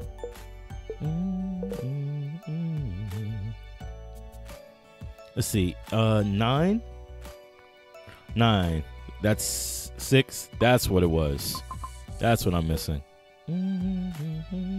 1, 2, 3, blank. 1, 2, 3, 6 can't fit there, right? No, it would need 10 squares. Okay. Top hats were worn in the 1800s version of the swag hats. Oh, they were the 1800s version. One day I'm gonna do it. One day I'm gonna show up on stream. Let me see. I need to put chat on this because I can't. I genuinely, with this bright ass light, I genuinely can't see my iPad right now. One day I'm gonna show up on stream with a top hat. I'm just gonna act like it's a regular thing I've been doing. 4, 3, 1, 2. That.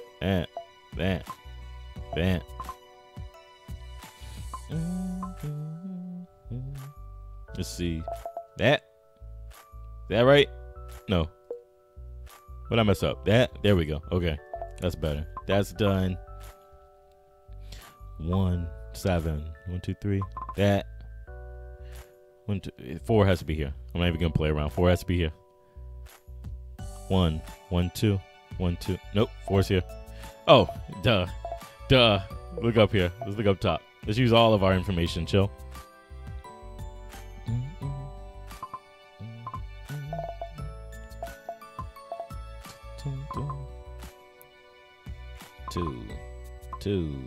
2, 11. That means I have 4.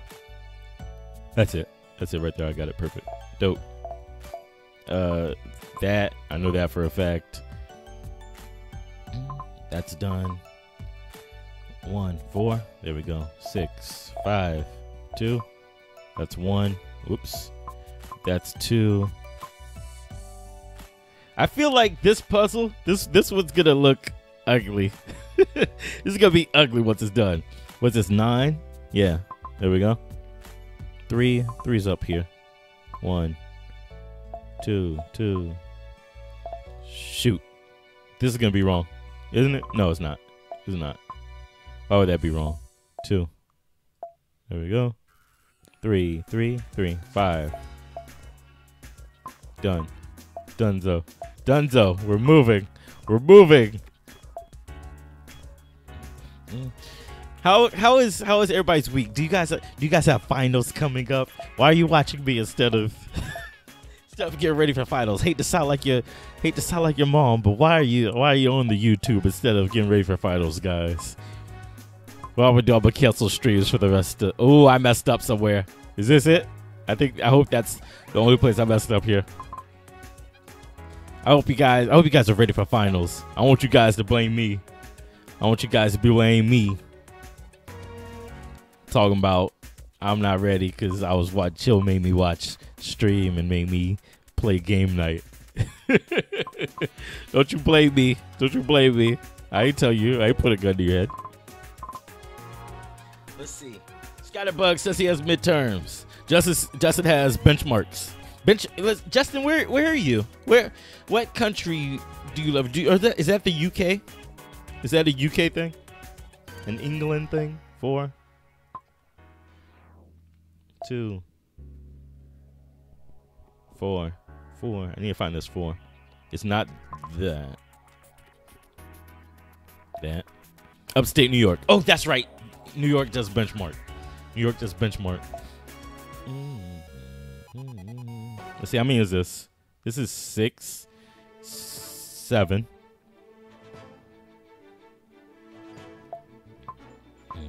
Listen to this jam. Hey.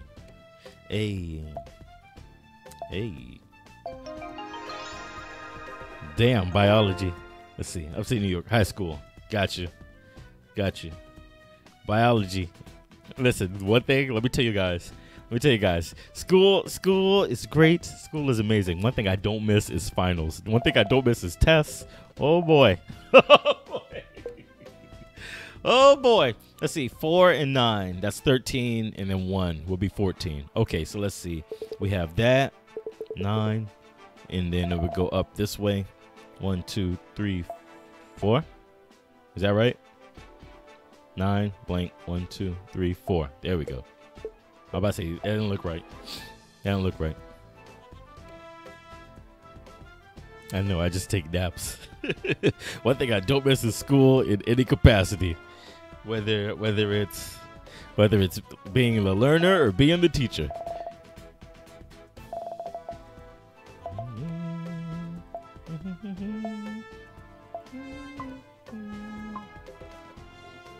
Seven, right there. That said, get your education. Get your education. Don't stop. Don't stop until you've got. Oh, hang on. Don't stop until you have completed school. Get your education. Don't tell them I said. Don't tell them I said school's dumb. I never said that. Scat's in the 8th grade. Dope. Graduation coming up. Scat, I hope you graduate. I hope you do well. Hope you do well and move on to high school. I skipped to 10th XD. I had the opportunity to skip. What was it? Was it 3rd grade? This was back in. They don't do this anymore. I know for a fact they don't do this anymore.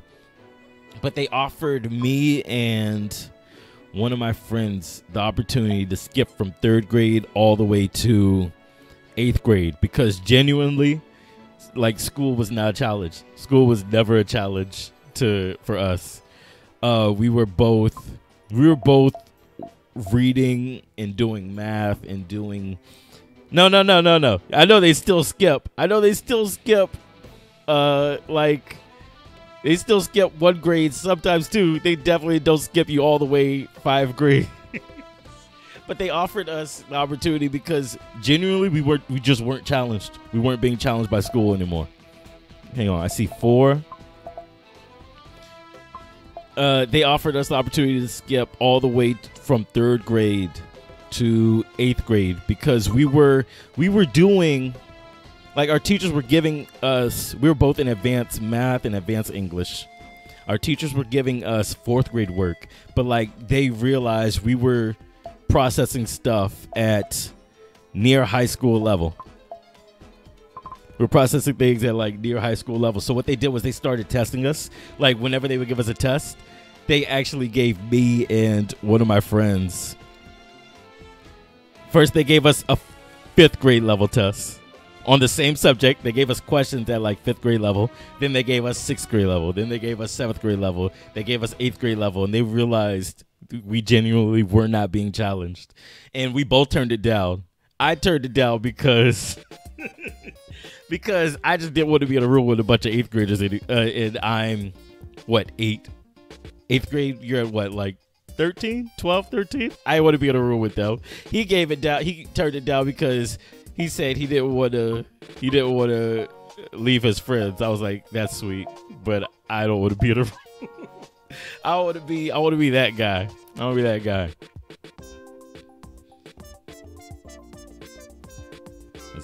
I kept raising my hand. Teachers thought I had the answer, to which I didn't. Life. That's not how it works. That's not how it works. Now you just put you in advanced class that teaches higher grades. Yeah, exactly. Exactly. Like I said, I know for a fact they don't do that anymore. I know they don't do that.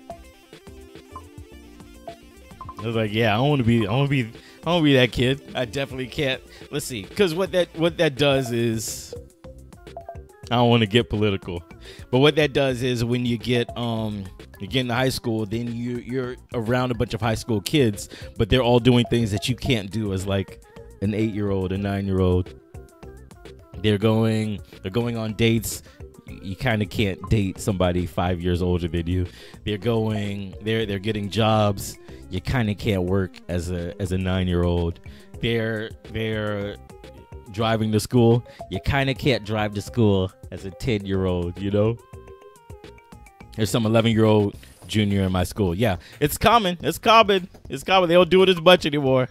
But it's I say I didn't want to get political because then it becomes the debate on, oh, this child's not gonna have a social life, or you want the same social life that he would have had, or a proper social life. Fine. I was like, yeah, we won't have nothing in common other than the level that we're supposed to be at education wise. It's a no for me, dog. It's a no for me, dog.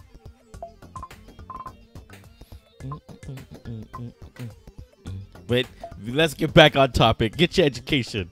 Pass your finals, pass your midterms, pass your benchmarks. Pass it. It's important. It's important, guys. I know people who have decided they want to skip school or they want to drop out of school, and then later on in life they said, I kind of wish I didn't skip school. Kind of wish now I'm playing catch up. Now I'm playing catch up, or now I'm struggling. Now I'm struggling. Did I mess up? Oh, I messed up somewhere, huh? That and that too, and that. Dope.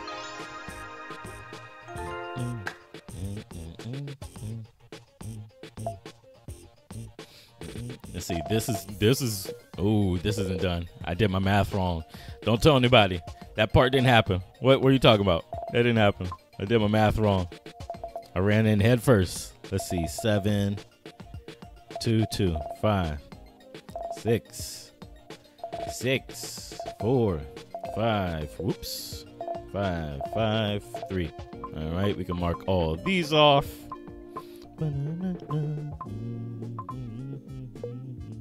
Later this week, probably what I'll do. Oops, did that one wrong too. What I'll probably do is I'll probably test out my computer to see if it can handle me doing a design stream where I want to just like work on designs for title cards and things like that. I have a bunch of different series coming up, but I decided I wanted to switch my channel's design coming for the new year. I want to switch it up. And then the first video series that I start after the Nuzlocke. By the way, the Nuzlocke finished. The Ruby Nuzlocke finished. In the first video series that I do, I'm gonna use the new designs. I already have it finished. I already came up with it. It didn't do very well with MSM. Monster Seeking Monster.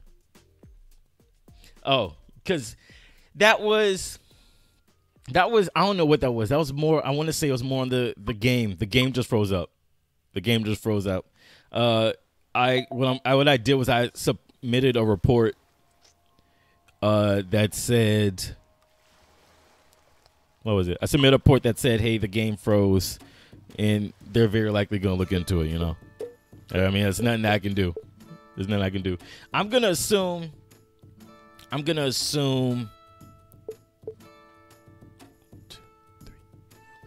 1, 2, blank. 1, 2, 3, 4. I'm gonna assume that was something having to do with their website, not the actual game, but the website that you use to play the game. Let's see. Stream was laggy. That was because I was using my face cam, and there was another issue on their side that made XSplit act up. If I do the design stream, it's not gonna have face cam, so it's just gonna be my computer. Like I said, I'm gonna try and see if my computer can handle it. I'll do a bunch of tests. There's sometimes that my computer can handle it, sometimes it can't. It's picky. Exava's really picky. She's getting annoying. What she doesn't know is I'm gonna update her ass. I'm gonna update her ass over the next year. I'm getting more equipment. I'm getting new computer parts for her. It's a surprise. It's a second birthday. For her. Let's see. Where should I go next? We know the 5's not here. We know the 4's not here.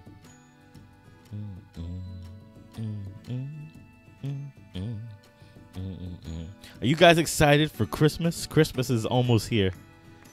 Are you guys excited for Christmas? Christmas is almost here. Justin said, any other Pokemon Nuzlocks in the future? Yes. Yes, there are. I've actually...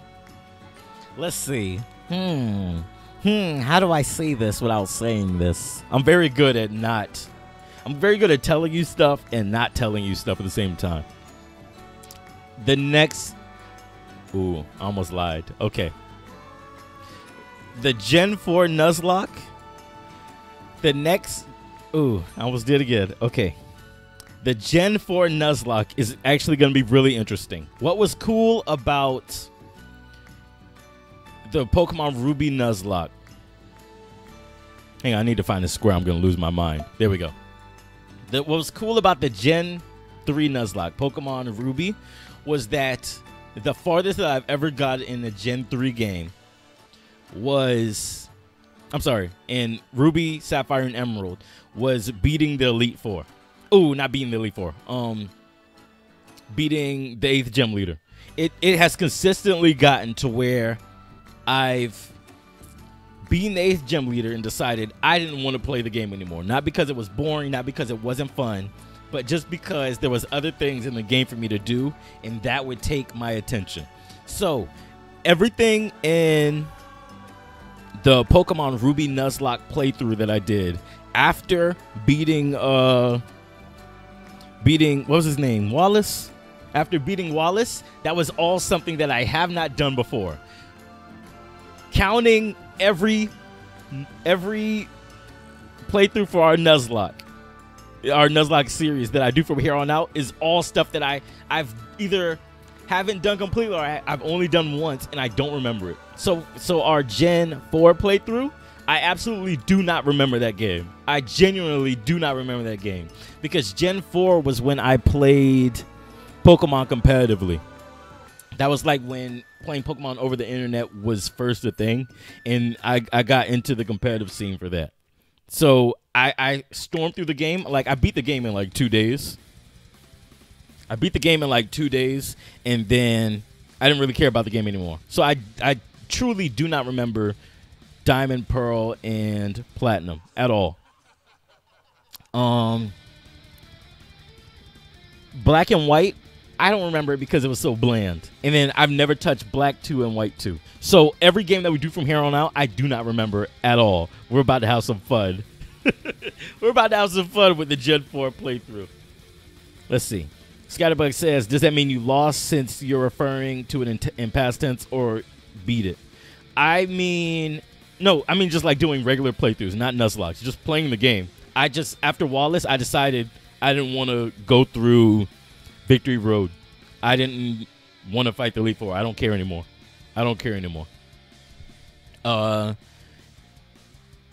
Diamond and Pearl, like I said, I stormed through that in 2 days just so I can play competitively. And I did all right. I won't say I was amazing. I won't say I was a beast at it, but I was all right. Like, I understood the game. I understood the metas and all that. I understand it's completely different now, that's for sure. This is 3. That's what I was looking for this whole time. Gen 5 is bland. And I firmly stand on it. Being bland. It's bland and it's easy. It's bland and it's easy. Omega Ruby was the best. I will say I made it through Omega Ruby's Elite Four, but I'm not counting that. It's not the same game. Omega Ruby. I'm not Elite Four. I mean Victory Road. After playing through Ruby on the channel, I realized how simple it was to progress through Omega Ruby's Victory Road and how it's completely not the same thing. It's completely not the same. Let's see. 2, 1, 3. 2's right here. That means the 3's here. Give me a sec. I'm gonna look at chat. Like, just when a column or row calls to me, I have to answer it. If I look away, I'm gonna lose it. I'll look back at chat in a second. I see you guys losing it. I see you guys losing it. 4. That. 4's in here somewhere. It has to be. Give me a second. 2. So 4's here. And that's done. That's 3. What time is it? I completely lost track of time. I have my Fitbit on. I need to not go over stream. I can't forget that I have a stream to do over on twitch.tv/instant replay live at 6. Let's see. Scat says he doesn't like Gen 3. I will say that after the Pokemon Ruby Nuzlocke and then after playing Omega Ruby, I won't say I dislike Gen 3, but I enjoyed it. I don't hate it. I don't hate it anymore. I enjoyed it. What I want to do at the end of each playthrough is redecide whether or not I like the game. Not just for the experience that I had, but whether or not I like what the story was trying to do, whether or not I like the gameplay, how they set stuff up, things like that. I will say, after redoing the Pokemon Ruby or after doing the Pokemon Ruby Nuzlocke, I enjoyed Gen 3. I enjoyed it. It for the longest. It was on my list. It was this. I hate this game. It was the game that I hated. It's on my list now. You know, it's a good game. Put that in print. It's a good game. Chill the Beast, 2017. Mega Grovyle, best grass. There's a Mega Grovyle, right? Is he clowning? I think I just lost all. Let me see. I think I lost all. Yeah, there is a Mega Grovyle. He's Grass and Dragon. That's right. Is he the best grass? Is he the best grass? Is Mega Grovyle the best grass? How you guys feel about that? How you guys feel about Mega Grovyle best grass? Listen, guys. One of the things that I've come to terms with over the course of me playing Pokemon Ultra Sun, one of the things I've come to terms with is that I'm old. I'm old, and I absolutely cannot remember everything about Pokemon anymore. I can't. I just gotta embrace what I can and remember, you know, and hope that it never leaves me. But I can't. I don't have the age. I don't have the age in me to remember everything about Pokemon anymore. And I'm okay with that. To be very honest, I'm okay with that. There's nothing wrong with aging gracefully, you know. I'm old. I'm old. Let's see. Venusaur is 10 times better. I'm trying to.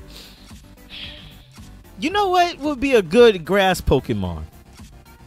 Let's see. I was watching a friend do a Nuzlocke on his channel today, and he was talking about how Squirtle is the best starter for Gen 1 games. And I thought about it, and I said Squirtle's not really. He's not really the best starter. Like he's not bad. He's not bad. But I was thinking about it. I said, you know what would make a good grass starter? I'm sorry, I don't know how my brain jumped like that. I was trying to compete with Bulbasaur being the better starter. And I thought about it. I said Bulbasaur's not really too good either. Neither one of them takes advantage of their stats. Neither one of them takes advantage of their stats to the fullest. And I said, what would be a good grass starter? A good grass starter would be something that actually, you know, like uses its. What am I trying to say?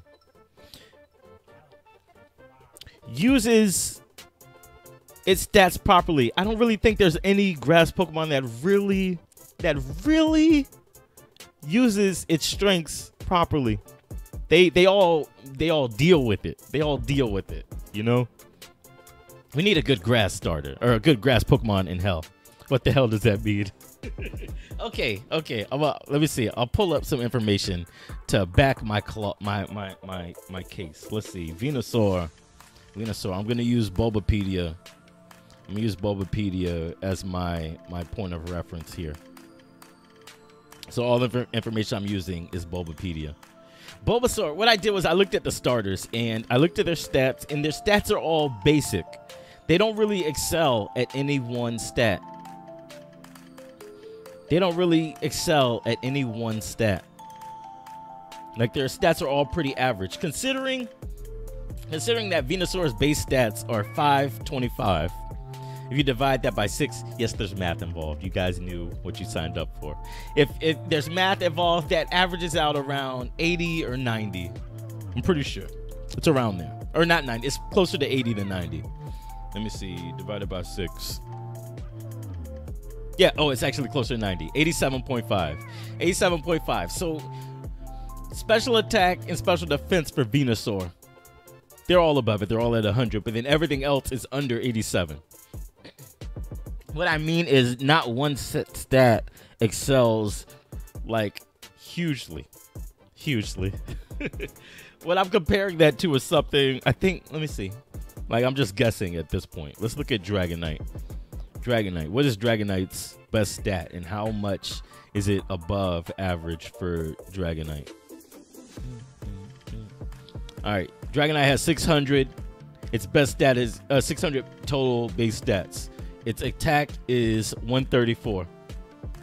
Its attack is 134. If 100 is its base, it's got 33% more than what its average is. Special attack and special defense are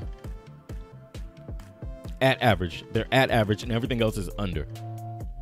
So typically, if we want to build a good Dragonite, you'll use attack to your advantage. You'll use his attack stat to his advantage. You can't really do that with Venusaur because everything is more or less near average. It's more or less near average. Is there any grass Pokemon? That's what I'm asking. Is there any grass Pokemon that has one stat that's so far above all the others? I saw Tropius come up. Let's look up Tropius. This very quickly turned into a Pokemon stream, you know? And honestly, I think that's why a lot of people don't build teams with grass Pokemon, because none of them have attacks that use their stats to their advantage. That's what I'm getting at. That's ultimately what I was getting at. Venusaur's, if I were to build a Venusaur, I would have it be bulky, give it toxic, and pray to God that I can get Solar Beam off at that point. Past that, I feel like Venusaur's used itself. Tropius is 460. His best stat is HP, 99. Let's see. That's just how I would build it. That's just how I would build it. I could be entirely wrong. I know most of the time I'm entirely wrong because I don't follow the norm. I don't do what I'm supposed to do. Its average, Tropius' average is 76. The only stats below it is its attack, special attack, and speed. Kiaway's trial is a pain in the ass. That one, actually, I don't think that one was too bad. I don't think that trial was too bad. I'm not going to spoil stuff. I have a video coming out with what Pokemon I used on my team, because I know people were going to be annoying and they were going to ask. That's why I didn't tell it. That's why I waited forever to tell. That's why I waited forever to tell what Pokemon I had on my team. I absolutely have not said at all what Pokemon I chose on my team. Let's see. By the way, Scat, would you like to add me on your 3DS in your friends list? Feel free to do so. Let me see. I know it's in one of my videos. What I'm gonna do really quickly is steal some time. I'm gonna go to another one of my videos and post that in the chat. Feel free to add me if you want to. If you don't, that's fine. If you don't want to add me, that's fine. My feelings won't be hurt. But if you add me, I need your friend code too. Let's see. I need to put in the problem with Ultra Sun and Ultra Moon playlist, or that video. I lost my 3DS charger, so it's forever dead. Sad. Was it? Sad feels. Let's see. It's in this video. I don't remember if I put in the other one. Okay. So my friend code, I'm putting that in the chat right now. Where in the hell? I wish I was more organized today. I've decided, since it's winter, I've decided to just take a break from being me altogether. Let's just take a break. Everything's all unorganized. I got stuff all over the place. One of the things I announced for the channel was that I'll be taking a hiatus. I'll be taking a hiatus come January. Turns out, I'll go ahead and say it here, turns out that's not the case. I don't have to take a hiatus. I'm not moving right away, if at all. So I'm not moving right away. I got time. We got time, fam. We'll still do stuff. We can all still hang out and be friends.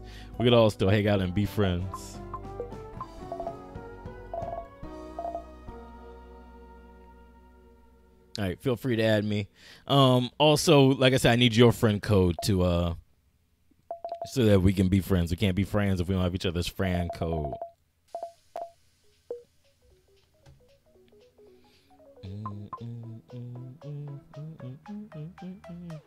2, 2, and 7. That's 4 and 7 is 11. Plus 2 would be 13. Okay.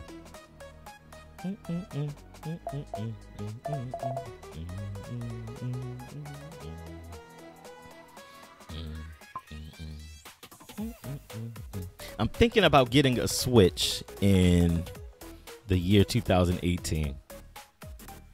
thinking about getting a Switch in the year 2018.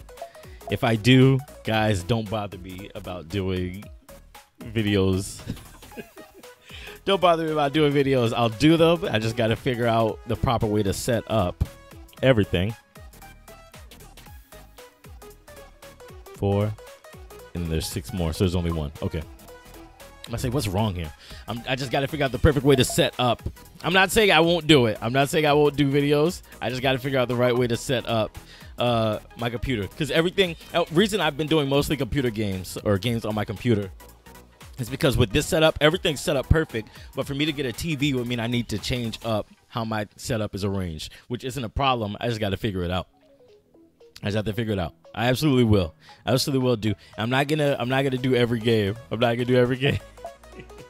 Like I mentioned, I plan on getting a 3DS strictly for recording videos and stuff. I'm not doing every game. I'm not doing every game I have on 3DS. This is not that kind of channel.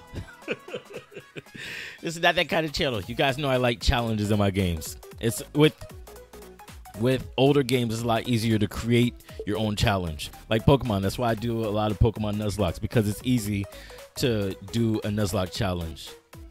It's easy to do a Nuzlocke challenge on the channel. 1, 2, 3.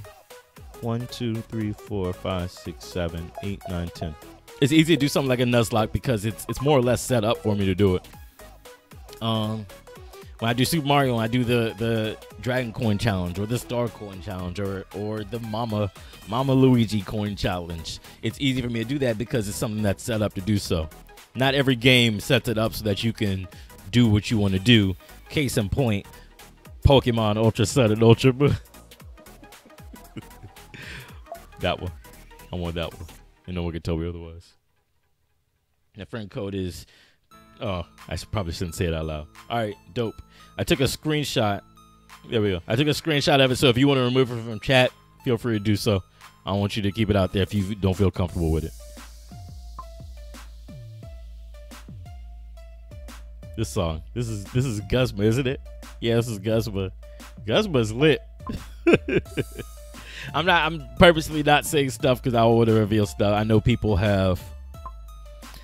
haven't played through all of Ultra Sun and Ultra Moon just yet. I just recently finished the post-game stuff, and I feel like it's fine because I can deny anyone I don't know. Well, they don't. If you don't put in their number, they won't be on your friends list. So you don't really have to worry about it. See, this is 8. I should have been done that one. What was I doing here? Did I count 9? Yeah, I counted 9. Okay. So then that's 1, 2, blank. 1, 2, 3, 4, 5, 6, 7, 8, 9. Okay. Dope. Most of the times when someone asked me when I did the Pokemon Ultra Sun, the first vlog, that said I got the game. I'm excited to give it a chance. Someone asked me, are you going to be playing this on the channel? No, I haven't played it yet. Why would I ruin my experience by trying to play it for the channel instead of, just trying to enjoy the game? Me playing a game, I will say genuinely, me playing the game for the channel is a little bit different than me just trying to play a game and enjoy it myself. I know you can tell within this stream, you guys said I sound tired. No, I don't sound tired. This is how I normally play games.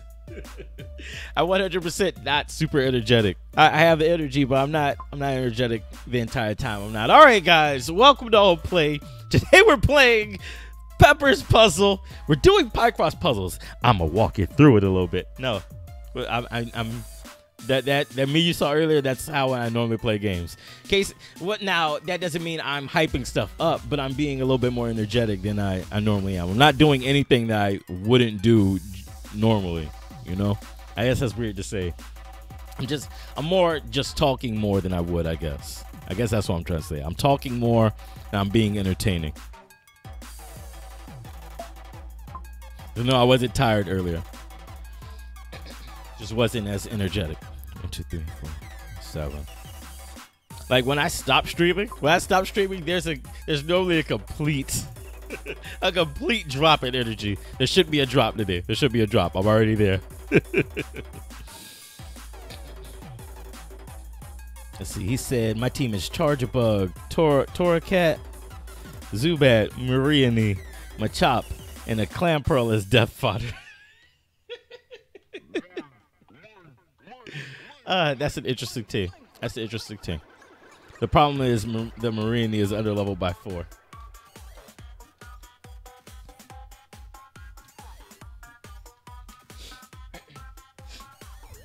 I feel like being underleveled wasn't really a huge problem over the course of the game. I feel like that wasn't a huge problem for me. Not that I overtrained or anything. I really only got into any battle that I found. I didn't really fight a lot of wild Pokemon. I did so that I can find like the new Pokemon. Like I said, I haven't touched Gen 7 before playing through Ultra Sun, Ultra Moon. But I didn't really do any grinding or training until after I beat the post game. And I was like, yo, this is really abusive. This is really abusing the game here. They're really abusing this, huh? They didn't care. They did not care.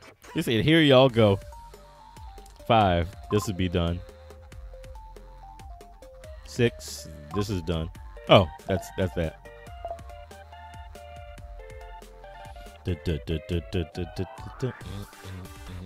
I want to comment on your team, but I don't want to say something. I don't want to say something and reveal who I've got yet. I feel like I've done a great job of not telling you guys my Pokemon.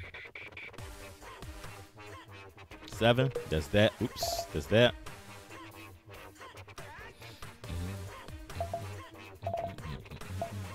I'm trying to.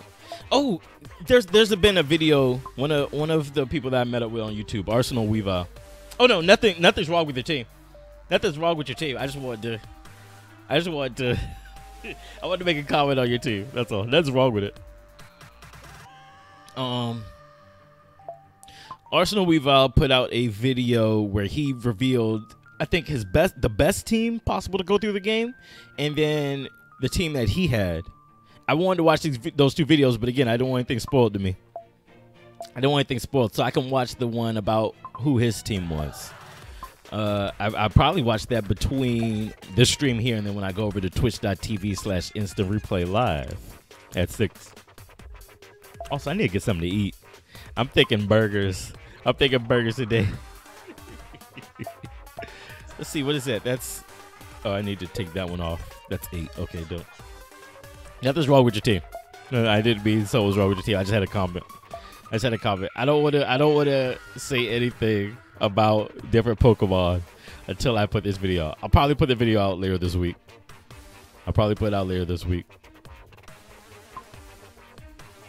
Ultimately, I like to give everybody the ability to explore the game the same way I would want. I don't want to ruin anything for anybody else. I wouldn't want it ruined for me, so I won't ruin it for anybody else. What part are you at in... No taking offense. No, I wasn't taking offense. I want to improve it. Like I said, there's nothing wrong with your team. Your team's pretty good. It's all the things that I would look for in a team. It's got a lot of variance in both types as well as moves they can learn. They all cover different bases. I'm pretty sure they all cover each other, except for, Clamperl. How far are you into the game? That's something I want to know. How far are you? And that's not me rushing you, like, hurry up, finish the game. How far are you into it? GG, no re.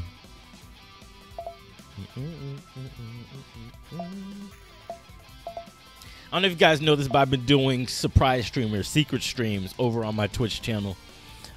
Whenever secret streams are going to be a thing, when I have completed everything that I need to get done and I'm not exhausted and I feel like playing a game and I feel like playing something, that isn't too complicated. It's literally just me picking up, me turning the thing on, and me playing the game, not me trying to be entertaining. Like something like this level, something relaxing. Oh, you said Kuwai's Totem? Weren't you at the Totem? Like in my last stream? I think like during the last stream that I did, we were talking. I think you were there too, weren't you? That was actually a fun fight, though. That was fun because like I said, I stayed completely out of Gen 7. So when I got to it, I was like, yo, what type is this totem? What type is this? This isn't what I remember. This isn't what I remember. And then as soon as I figured it out, I was like, yo, I got this. I got this. I could do this. I could do this. Like that's the experiences that I like. Like that's what made Ultra Sun, Ultra Moon fun for me. The fact that I didn't know what most of the Pokemon's types were, so I had to figure it out. I had to figure everything out. I love that. I love that. That was genuinely my favorite part of Ultra Sun, Ultra Moon. Figuring things out. Figuring the game out. What is this? What is this? I'm familiar with something completely different. Why is this not what I think? Oh, this sounds like thunder. Either that's thunder or my phone is vibrating really loudly wherever it is. Oh, it's right in front of me. Never mind. It's thunder.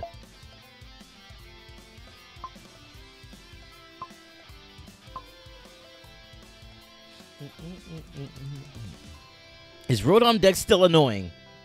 Was he? Are you asking me? Rotom Dex was annoying in Sun and Moon. Is he annoying here? I guess so. I guess he was annoying there. He's annoying here. He's my. I won't spoil stuff for you. I won't spoil things like I did in the problem with Ultra Sun, Ultra Moon video that I did.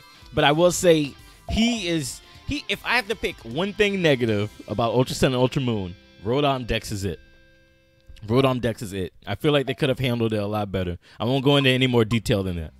Because I don't want to accidentally get mad and then start spoiling stuff. But I feel like they could have handled Rotom Dex a lot better.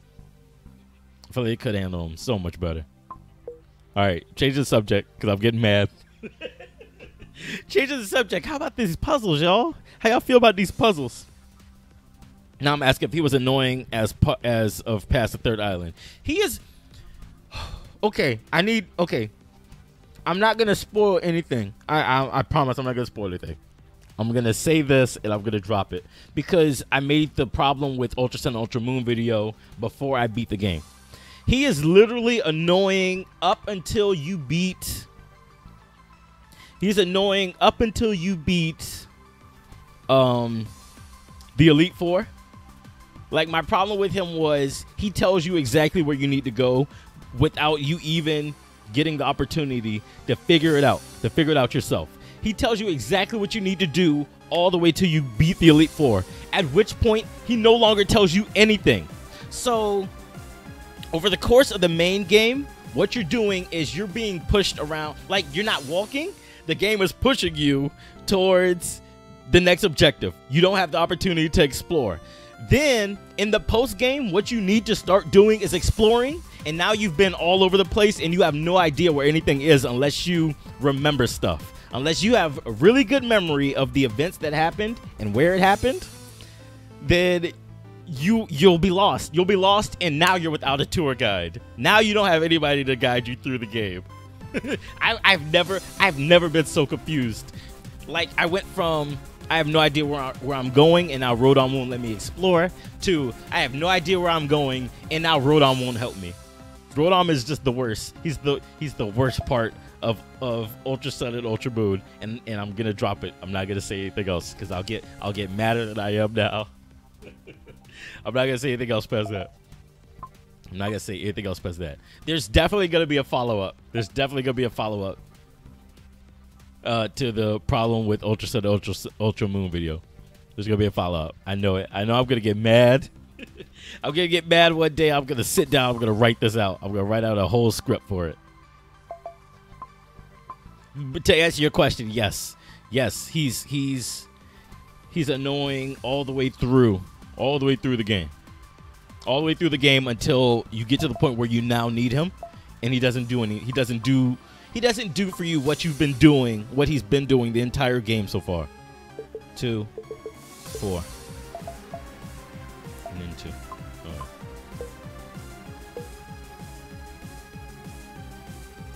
KOH trial, take 5. Here we go. Hey, you got this. You got this, man. I believe you can get it. I beat it, so I believe you can beat it. Yeah, I believe you can beat it.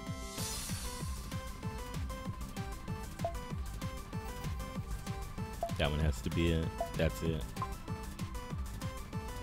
Okay, I'm changing the subject. I'd like to announce. I don't know if Carlos is still in the stream. And I meant to actually say this before when he came in. I'm gonna be picking up the next Professor Layton series. I want to say in January. I want to say I'm gonna do it in January. We're gonna do that on stream. Once again, I'm going out to get the notebook before we start the stream. I'm getting a dedicated notebook for Professor Layton games before we do the first stream. I promise. Hold me to it. Hold me to it.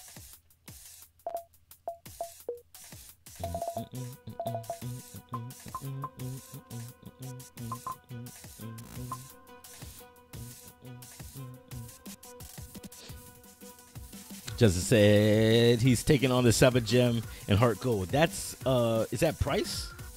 Is that Price? For the longest, Gen 2 was my favorite. Gen 2 was my favorite. Is it still my favorite? I don't know. I don't know that's my favorite anymore. I actually have to think about whether or not it's my favorite game. What's that, 7?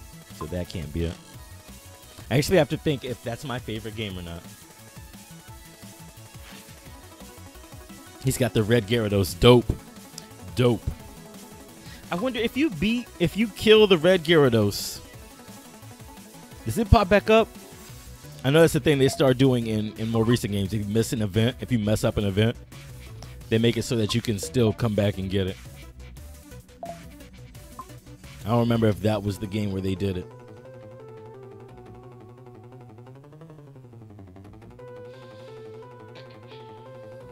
If you're going to do the graphic stream, are you going to use Discord voice chat? I might. I don't know. There's something I want to work out with that. I want to work stuff out with that. Someone who was in there, it was Madam something. I forgot her name. She was using it last night with me, and she said she couldn't hear me, which is weird. I was thinking it was my fault because I was using 2 different voice programs. I'm starting to lose my voice now. I hear it already. I was thinking it's because I was using 2 different voice programs, both XSplit for the stream and Discord for voice chat, that it was getting finicky between it. But that shouldn't be the case, because whenever I do videos with other channels, I record my audio as well as use Discord. So there shouldn't be a problem. There shouldn't be a problem on that end. So it might have been her side. It could have been the internet connection. I don't know. But I'll look into it. The plan is, just hang out and make pictures, make graphics and stuff. Just come up with junk. When I say a graphic stream, it'd be stuff like doing title cards, coming up with layouts, drawing. Like, I've wanted to draw on the channel for a while. I just haven't. Honestly, there's a bunch of stuff I want to do with the channel. I just haven't sat and figured out how to make it work. That's gonna be 2018's motto. We're gonna make this work. We're gonna make this work. Like, there's a bunch of things I want to do, and I feel like 2018 is the year to make them all work. I feel like that's the year to make them all work. It's not just with me, with the alt play as a channel, not just with Chill the Beast, but with a bunch of different channels. Honestly, there's a game that I've been wanting to play, and I reached out to a few people. About it. Wow, I've actually done a lot. I've done a lot of these. I thought that was only the 3rd one. I reached out to a bunch of different channels, and I said, hey, there's this game that I want to play. You don't have to buy anything. It, in fact, works best when you can't see what it is that's happening. Would you like to do it? And they all said, yeah. I said, okay, let's figure out a day and time, and let's do it. Let's make it work. And they said, okay, this day works for me. This time works for me. I said, perfect. That works for me, too. Let's make it happen. And then when the time comes along, they weren't ready. They weren't ready to do it. Or they completely went absent. Like, I couldn't get in contact with them. I figure one things we can do, we can have a night where we play this game on Discord. Because like I said, you don't have to have the game. You don't have to buy the game. You don't have to have the game. Because I have it, that's enough for it to work. Same thing with the stuff on game night. It's actually me playing the game. And then you guys would give me information that I need to beat it. I don't want to say too much what it is. But that could be something that we do using Discord. That could be a Discord game that we play. And then the episode would go up on the channel. Obviously, you know what would happen. You would know what happened ahead of time, but you wouldn't be able to see what it is. You wouldn't be able to see it until the episode goes live. That's something that I want to do. Let's see. Let me catch up on chat. I've been talking. Okay. I was going to join it, but it froze. It's all good. It's all good. Like I said, Discord is not something that you absolutely need to interact with the channel. It's not something that you need to interact with the channel. I saw he started posting his team. I saw Justin start posting his team for Fire Red. He has Red Gyarados, Typhlosion, and Steelix. Steelix, is that the one you traded for? Or is that... Oh, I want to ruin it for you if you played it. Did you trade for that Steelix?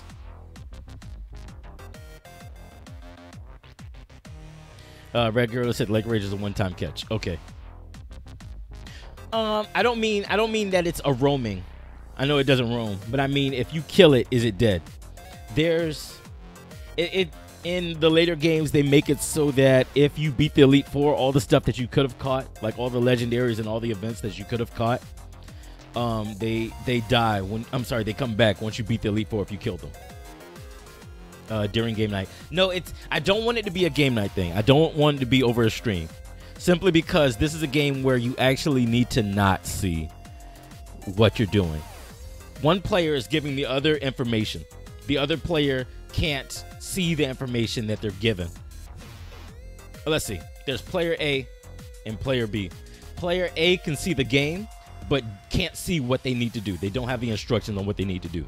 Player B has the instructions, but they can't see the game. So player B has to be able to communicate with player A on how to successfully beat the game. That's what it does. So if I do it over stream, there's a chance that you'll be able to see it. I know there's a delay, but there's still a chance that you'll be able to see what it is. Let's see. Welcome back, Jada. Yeah, he did trade for it. Okay, dope. That was one trade that I never did. I probably should have. I probably should have traded for the Steelix. I just never did. Simply because I didn't like Steelix. I didn't like Steelix when ooh, this one's wrong. Something's wrong here. This is wrong. There we go. I'm gonna assume that's the one that's wrong.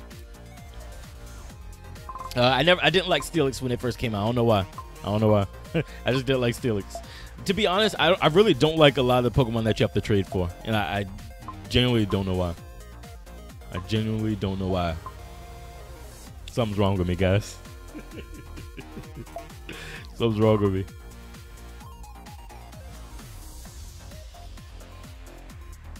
Let's see. This sounds like Mario. It is Mario. This is it's the World 7 music. It's a remix of the World 7 music from Super Mario 3. That's my favorite world in Super Mario 3. That's probably my favorite world in Super Mario altogether. It's probably my favorite world altogether. Let's see, he said he has Red Gyarados, Steelix, Typhlosion, Machamp, Togekiss, and Scyther. Are you cheating? Are you cheating? Is that did you run it through the randomizer and make it so that you can get all the traits?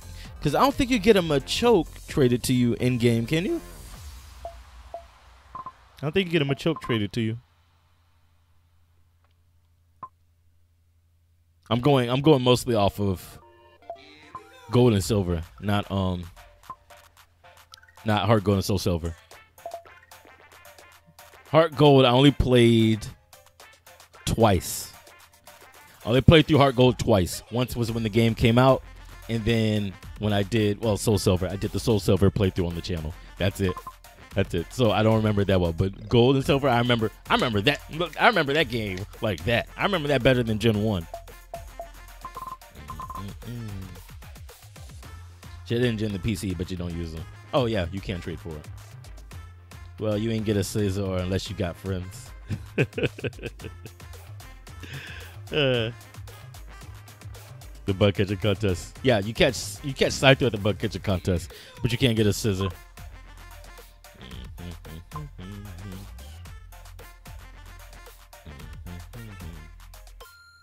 You should use Shedinja. I like Shedinja. I like Shedinja for his ability. Solely for its ability. I mean, I know that's all that there is about him. But I like him solely for the ability.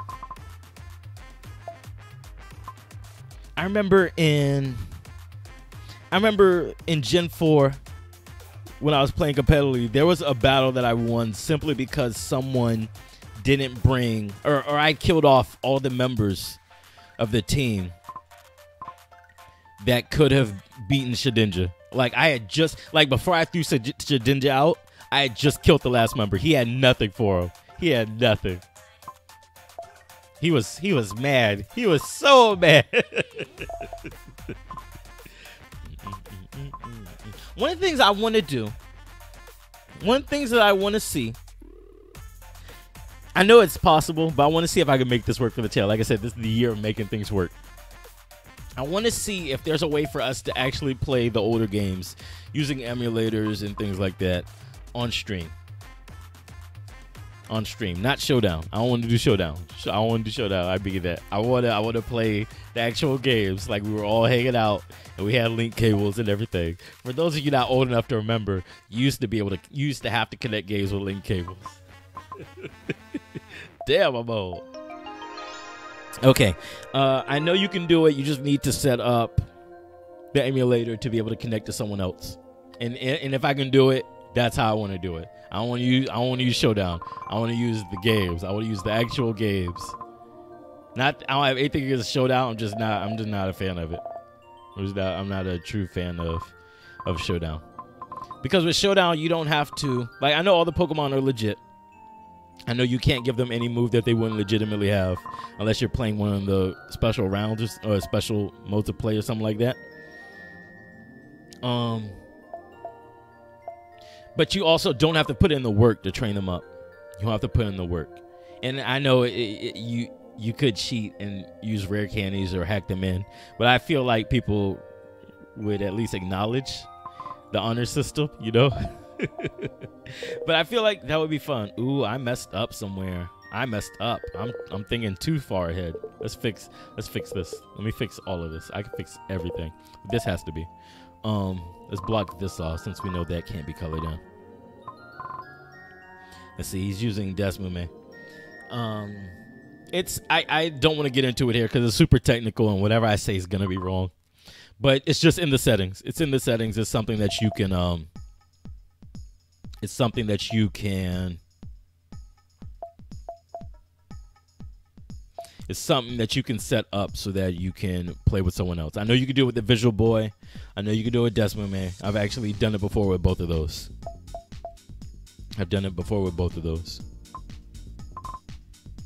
There's another DS emulator. Can't remember it. Can't remember what it's called, but I know you can do it with that one as well. It's like when I figure out how to make it work, I'll put out a video showing how to set it up so that when we finally do get it going, everyone has access to be able to do it.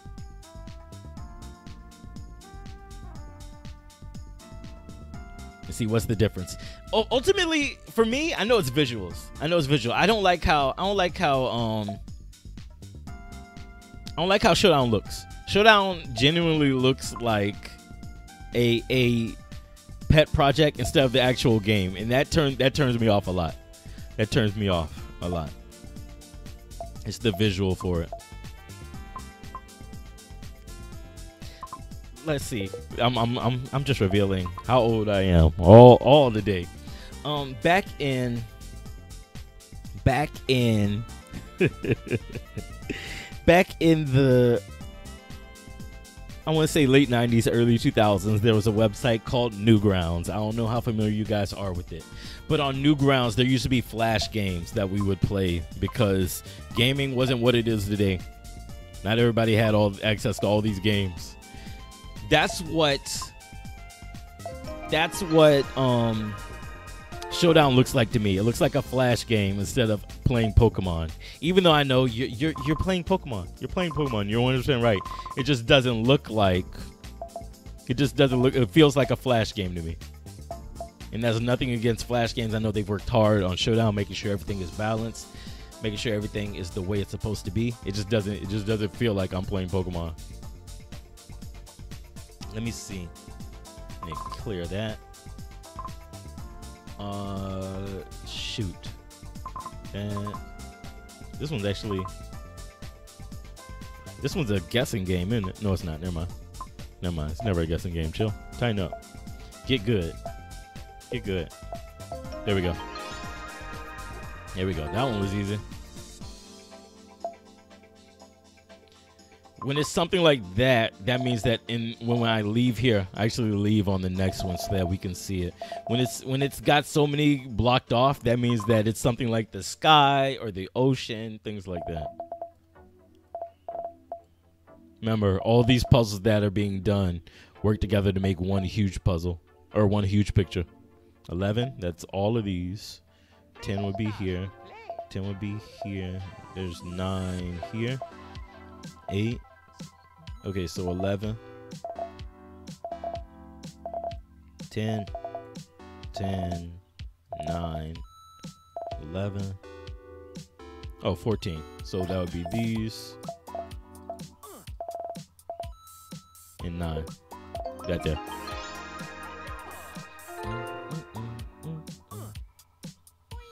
I got Desmond, man. That's what I use for my bits. Yeah, that's what I use.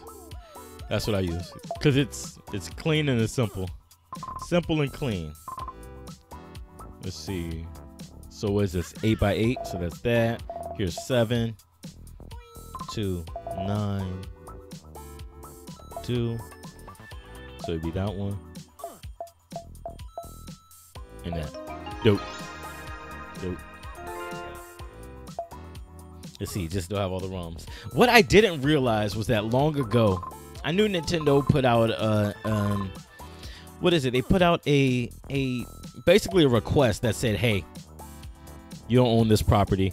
Take all these ROMs down." What I didn't know is that people actually took it down because that wasn't the first time that they did something like that. That they said, "Hey, you gotta take all these down. You gotta take all these down." The Digital Millennium Copyright Act. Take it all down. Take it all down.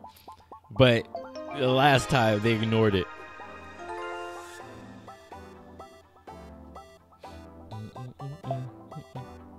Just said, do you use your keyboard for Desmond, man? I know he's talking to Scatterbugs, but you can use your keyboard. You can also use a controller for it. This is my handy dandy red PlayStation controller. This is probably the only extra controller I've ever bought for a video game or a console or anything. And I bought it because it's red.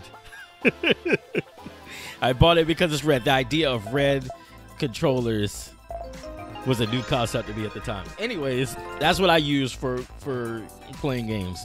Whether it's something on Steam like this game, even though this game doesn't use controllers. I use it for the Visual Boy. I use it for Desmond. I use it for... I think I use it for most stuff on my computer, simply because I'm used to playing with a controller. Like, I have a bunch of games that I probably should not use a controller for that I do anyways because I'm hard-headed. Like Metal Gear. When I play Metal Gear, I absolutely should not play that game with a controller. The enemies have such an advantage over me when I play with a controller. I do it anyway because I'm hard-headed. I'm hard-headed. I tried playing Metal Gear. I think Metal Gear might be the only shooting game that I play with a controller, though. I tried playing with a keyboard, and because I played every Metal Gear game so far, I'm absolutely used to playing with. I'm absolutely used to playing with a controller. I mentally cannot switch over.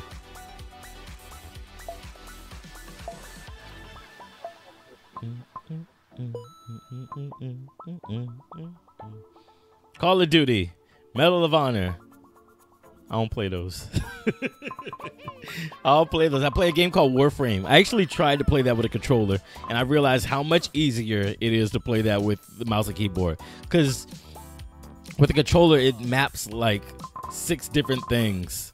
I shouldn't say that. That's a little extreme. It maps like 2 or 3 things to each button. And having to remember all that is a little bit frustrating to me. So what I do is I just use keyboard, and it's so much simpler. It's so much simpler. I can change stuff that I don't even want to do to keys I don't plan on using. First person shooters are boring. I won't say first person shooters aren't boring. I'll say the ones that exist are boring to me.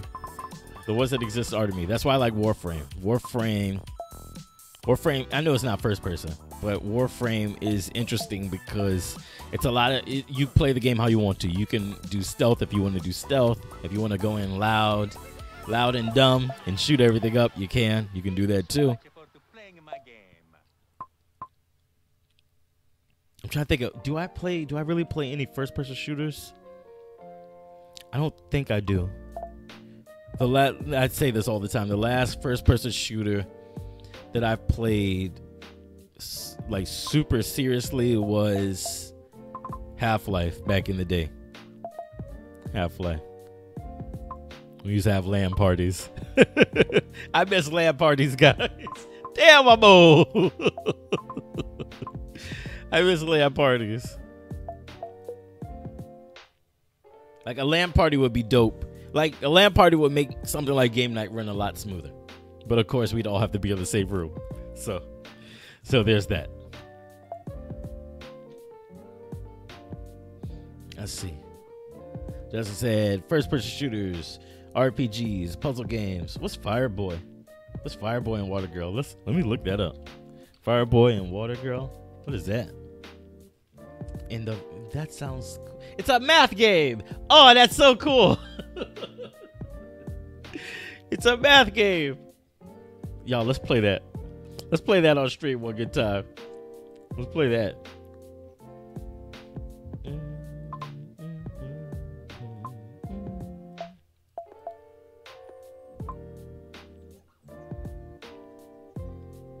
Let's see. RPGs are the best. What's my favorite kind of game? What's my favorite genre? Honestly, I think... Shoot. Yo, I don't think I know what my favorite genre is anymore. I was gonna say RPGs, but I think I'm slowly falling out of love with RPGs. I think I'm slowly falling out of love. Let me look at Steam real quick. What have I been playing a lot lately? What have I been playing a lot lately? Lately, it looks like I've been playing a lot of strategy. Duh. If we want to get specific on strategy, I think I've been playing a lot of like card games, I still am playing a little bit of RPGs, a lot of strategy card games, a lot of RPGs, a lot of tabletop games, things like that. My Steam playlist, or my game list, and my board game collection is finally coming together. Like, it's more or less on par with each other. It's getting there. That's the only thing I could ask for life. I would love to have played more board games and and tabletop games on computer. My 2 lives are coming together. Oh, you need 2 people in the same room. Okay, got it. I guess I'll have to get Jasmine to play a game with me. I'll get her to play a math game with me. That'd be fun. Jasmine hates math. She doesn't hate math. It's just not her. It's not her strength. It's not one of her. If we're putting on the list, it's definitely not the first one. 5, 1, 2, 5. Blank 1, 2. Blank 1, 2, 3, 4, 5. Okay, so for that. Is that right? I think that's right.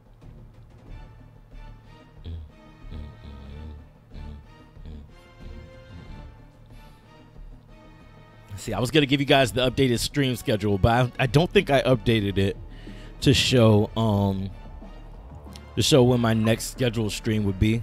I'm just gonna go ahead and say it's Friday. It's Friday after I get home from work. It's gonna be one of those ones where I run out the building, I hop in my car, I fly home as fast as possible, which isn't that fast when I leave work on Fridays, and I come home and stream. I think it's supposed to be at 6. We'll probably do.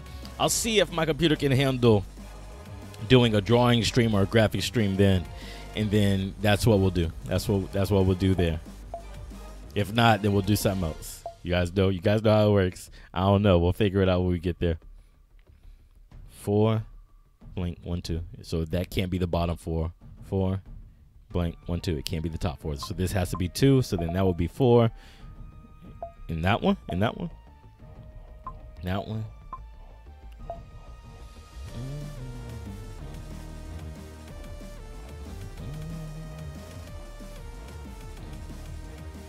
I have a question. What would you guys like to see? I know it's a dangerous question to ask. It's a dangerous question to ask, but I'm gonna ask it. What would you guys like to see from the channel? What would you like to see from the channel in 2018? Justin said, how about movie night on Wednesday? Well, I don't know if you know this or not, but the way the internet works, legally, like same thing I was talking about with Pokemon or Nintendo deciding to remove all of their ROMs or all their, at least their major ROMs from the internet to be downloaded. You kind of can't stream certain movies. Hang on, 5, 6, 7, 8. You kind of can't stream certain movies because they're protected by the same act, the Digital Millennium Copyright Act. But we can have a movie night. It's just not going to be with like super popular movies. Like, don't expect Logan. Don't expect something like Logan or Deadpool or Wall-E, because they make sure those movies don't get posted online or streamed online or anything like that. But there will be movies like we could do something like a movie night. We could do something like a movie night. It's not going to be the super current or super popular movies. It'll be things. It'll be something, I don't know. It could be something like, have you ever seen a movie called Transmorphers? Transmorphers. It could be something like that. Because as far as I know, the production company behind Transmorphers doesn't watch over things like that. They don't put a stern fist in the ground for things like that. But if you guys aren't familiar with Transmorphers, go look that up. Go look that one up. Go look that one up.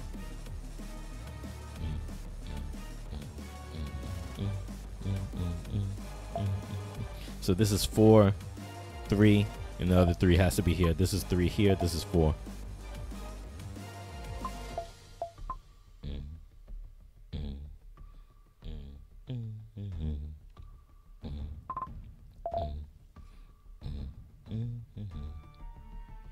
Have you ever seen foreign movies, Professor Chill? Yes. I don't know if you know this, but I went to college for my undergrad degree is in mass communications. That's stuff like graphic design, journalism, video production, audio production, things like that. And one of the things they had us do was watch a lot of foreign films so that we can understand how movies work in other countries. Not just production and acting, but also the legal side behind it. 1, 2, 3, 4, 5, 6, 7, 8, 9, 10. So like there's a bunch of different foreign films that I enjoy watching. Hey, Scat beat Kiowa. Congrats. See, I told you you could do it. Also, that took a long time. I feel like that battle went on forever. Go for it. Keep it up. Keep it up. You got this, man. You got this. I believe in you. I believe in you. I hope you believe in you like I believe in you. Which one's your favorite? Okay. No one's ever asked me that. I get to talk about my favorite movie ever. This one's like 100% my favorite movie. It's the top one.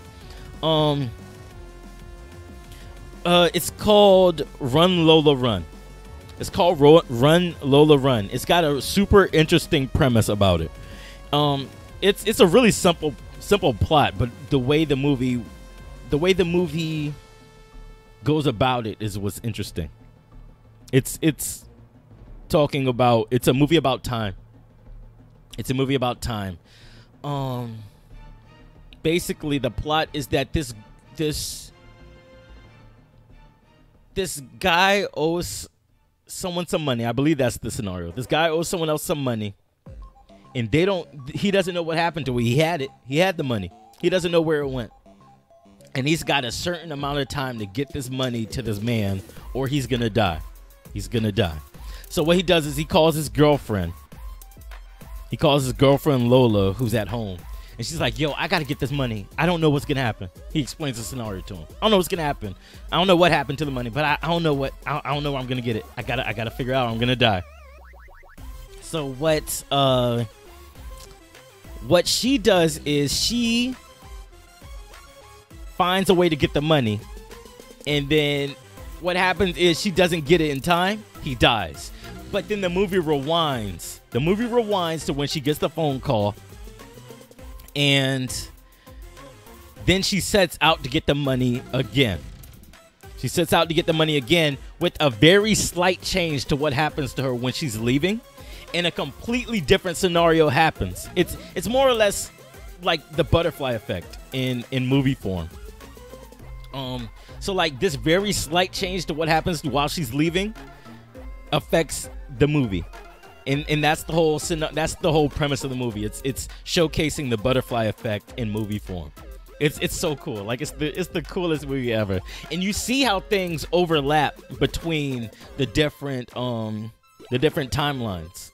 You see like different people that she interacts with in one timeline exist in a completely different scenario in another, simply because of how she left changing. Simply because of how she left. Like that's my favorite movie altogether. I could watch that movie. Like that's one of the very few movies I want for my movie collection that's like not in English. I think it's either Dutch or German. I forget which one. I want to say German because of what the actual title is. What is it? Berlin. That's German, right? Yeah, it's German. That's my favorite. That's my favorite movie. Oh, like I'm not even joking. That's my favorite movie altogether. That's my favorite movie altogether.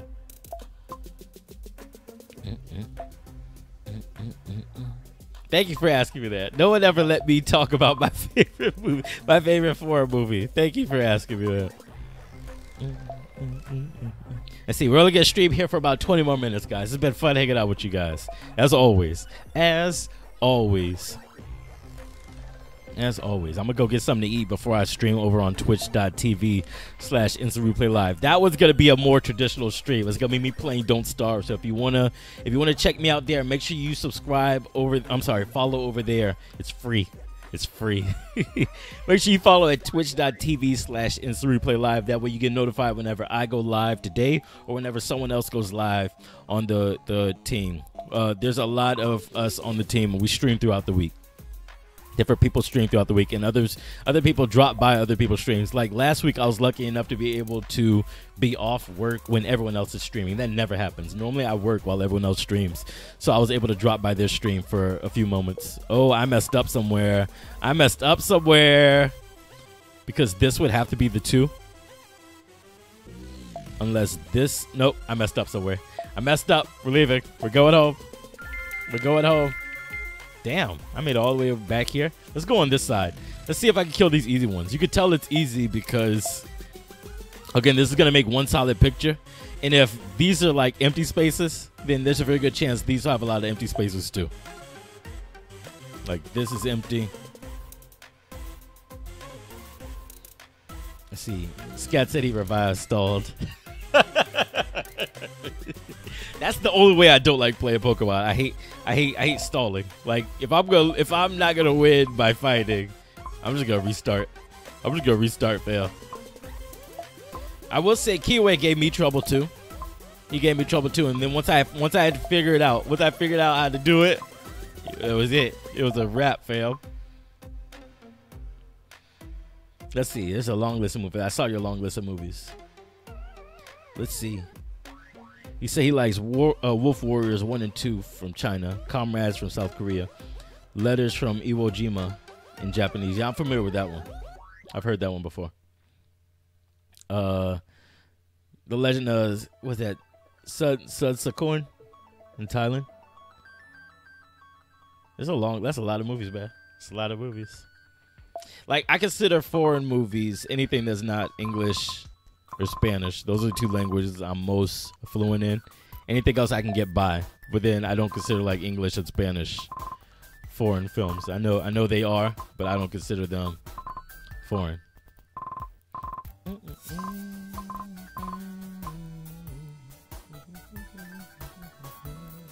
3, 2. Let's see. Jada says, I suck. Why do you suck, Jaden? Let's see. He didn't have anyone. The damn Salasso was even more annoying.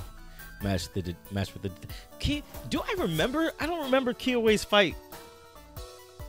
Oh, I remember now. Never mind. I remember exactly how that went. That was a horrible fight. That was horrible. That fight was tough. It took me a few times to get it too.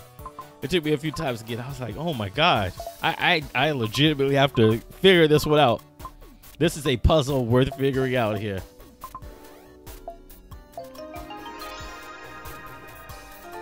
Match with the detect. That was fun though. I will say once I got it, it was a wrap. It was fun. It was so much fun. 7 and 4 is 1. I'm sorry, 11. Ugh. And then 1 is 12. 14. Nope.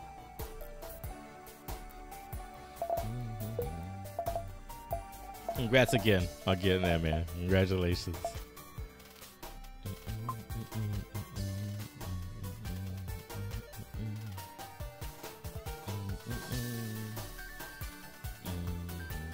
I feel bad for anyone who chose Roulette.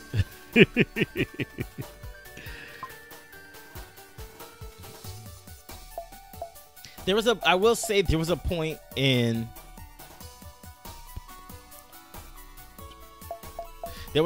my playthrough I was like, yo, I think I chose the wrong starter for this game. I think I chose to play this game on hard. I feel like, and I'm very grateful. I'm very grateful that no one told me, hey, if you're gonna play Ultra Sun and Ultra Moon, choose this starter. I'm very glad they let me struggle through it my way. I'm so glad. That's what I appreciate. I'm glad I could tell you guys now that I'm playing certain games for the first time. I'm glad I could trust you guys. Because Lord have mercy, I'm convinced I chose the wrong starter. That's actually something that I wanted to look up. Did I choose the wrong starter? I was about halfway through the game. I was like, oh my God. Why did this happen? Why is this? All right, Jaden. You have a good one. Study also. You totally chose Poplio. Which was Poplio? I don't know their names. I gave them all nicknames. I don't know their names. Oh, that was Poplio? Oh, yeah? Oh, yeah?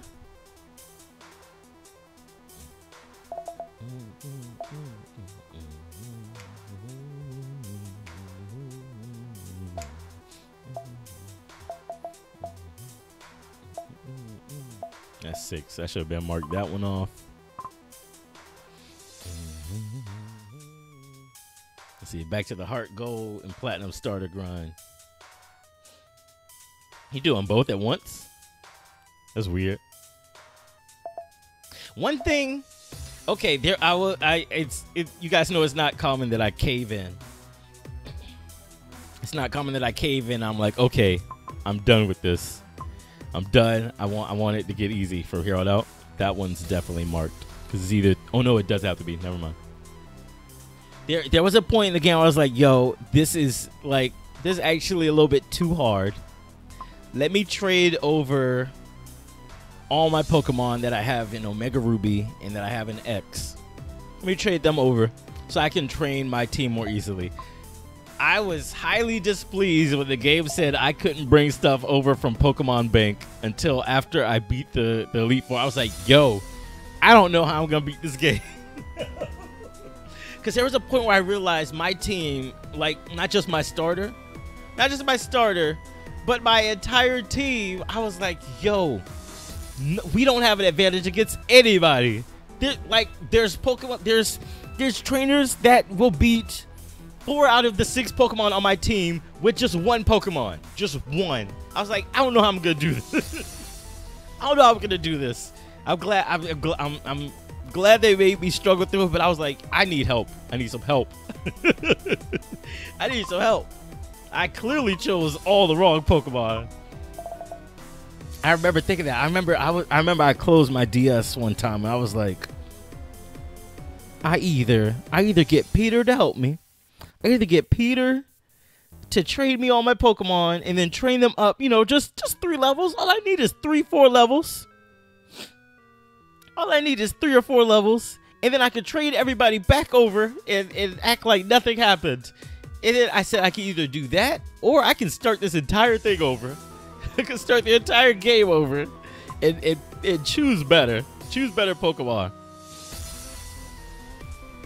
Because one of the things I have for myself, like I said, if I want to review this game, if I want to give this game a fair chance, I need to have fun with this game. Damn it, something's wrong here too. Something here is wrong too. Well, back we go. Let's do this one. I said if I want to give this a fair shot, I need to have fun with this game. So what I did was I restricted myself to only using Pokemon that I thought were interesting. Not looking at something and being like, oh, this one can easily combat this leader. Or this trial kahuna, whatever the hell. Captain. That's the word I'm looking for. I said I need to pick Pokemon that I'll have a good time with, or that look like I'll have a good time with them. So like most of the Pokemon that I picked were new Pokemon. They were mostly new. What else did I choose? I made it a thing. If I pick a Pokemon that I'm 100% familiar with, like I know them in and out from other generations, that's the only one. Everyone else has to be completely new. So there, I think there's one Pokemon that I had that I'm super familiar with, and it should be obvious.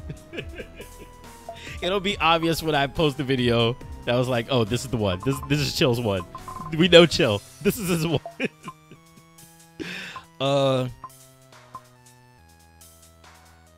There's a Pokemon that you get as like a gift. There's a Pokemon that you get as a gift. I said, okay, this has to be the one that balances my team out, because otherwise I'm gonna struggle through this game forever. I'm gonna struggle through him forever. I'm gonna struggle through this game forever. It balanced me out.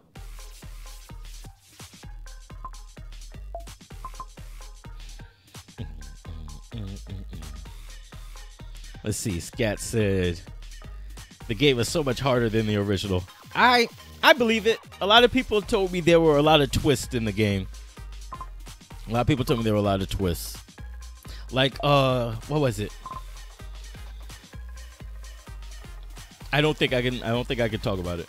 I don't think I can talk about it without spoiling something. Okay. I guess I can kind of spoil it. There was a stream earlier. Talk about without spoiling it, I mean. There's a stream that I did earlier where I mentioned, okay, one of the trials did this, and it felt like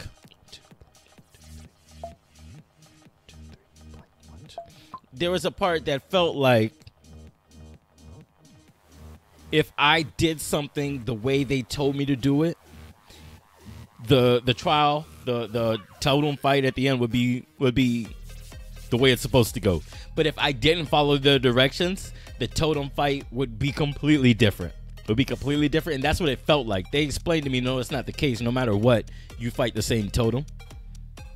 But I found out that fight was much easier in Sun and Moon. It was a simpler fight. I was like, even though it's cool that they didn't do that way. I feel like it would have been cool if they did, but it's still cool that they handled it the way they did handle it. It just felt like, as a person who plays a bunch of different games, a bunch of different types of games, that's what it felt like to me. That's what it felt like to me. A branching path in how to do that fight. Lana's Which one's Lana's? I'm bad with names. Like I said, Rodon ruined the game for me. It made it so I didn't have to pay attention to a damn thing. It actually forced me to not pay attention to a damn thing. Which one's Lana? Yeah, her. That's the one. That's the one I'm talking about.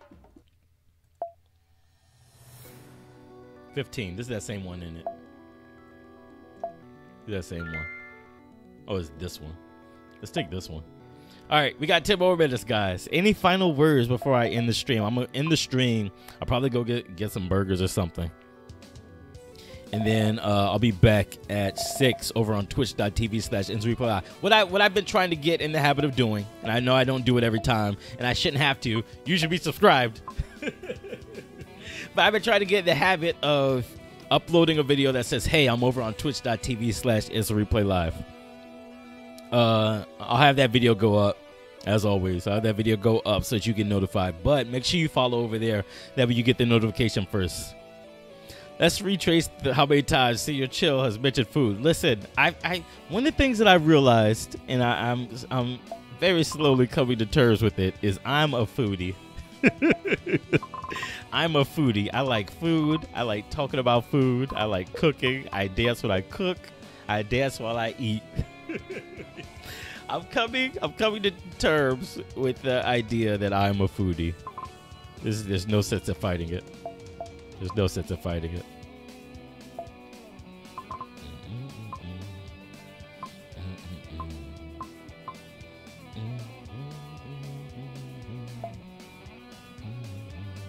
Can't be that one. Oh, can't be that one either, though. Let's see. 1, 2, 3, 4, 5, 6, 7, 8. How many bandanas do you have? You've seen red, blue, black, yellow, and white. If you've only seen 5, you have seen nowhere near my entire collection of bandanas. And I mean that. I mean, like, I'm not laughing. I'm not laughing. You've seen nowhere near my entire collection, or not even a fourth of my collection of bandanas. I like bandanas. I like bandanas. They look nice on me. I don't have a head for hats. I have a head for bandanas, though.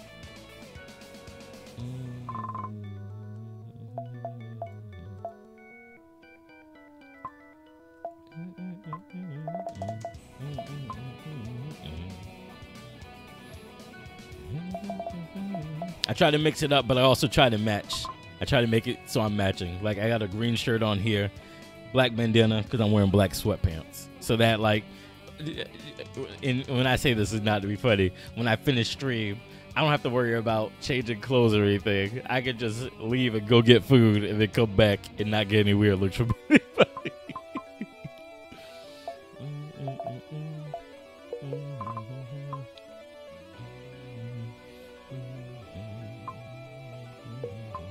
Anybody watching the stream and wants to know what to get me for Christmas, get me bandanas. If you want it to be a bandana that you see me wear, make it just one color.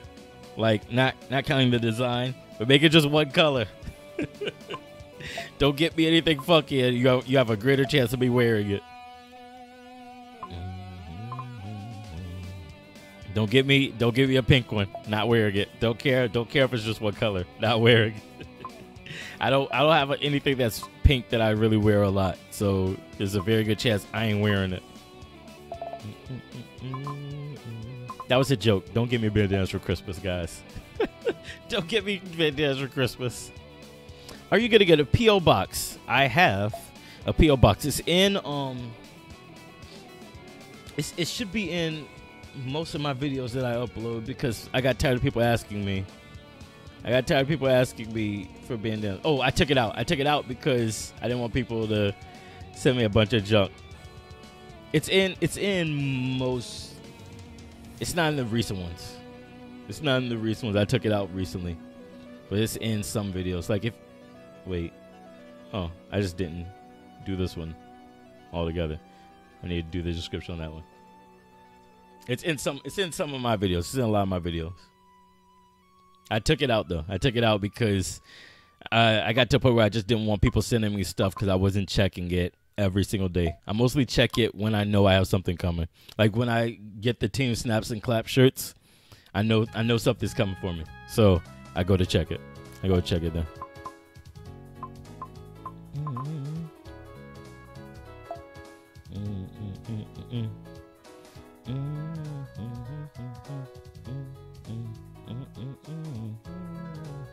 Yeah, Justin, you're right.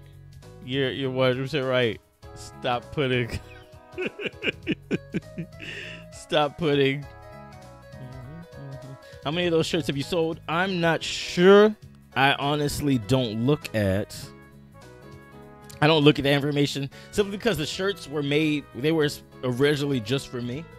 They were really originally just because I wanted shirts, and someone saw it and they were like, "Yo, that shirt's cool. I want that shirt." I was like, "All right, fine. I'll make it so that you can buy it yourself if you want to." The last time I looked was like, I want to say July or August. I had sold about 15 of each Team Snaps and Clap shirts, and then like 10 of all the other shirts that were on the channel. About 10, around 10. I don't look at it simply because the shirts are really there just for me. If you want to buy it, go for it. Go for it. I don't care.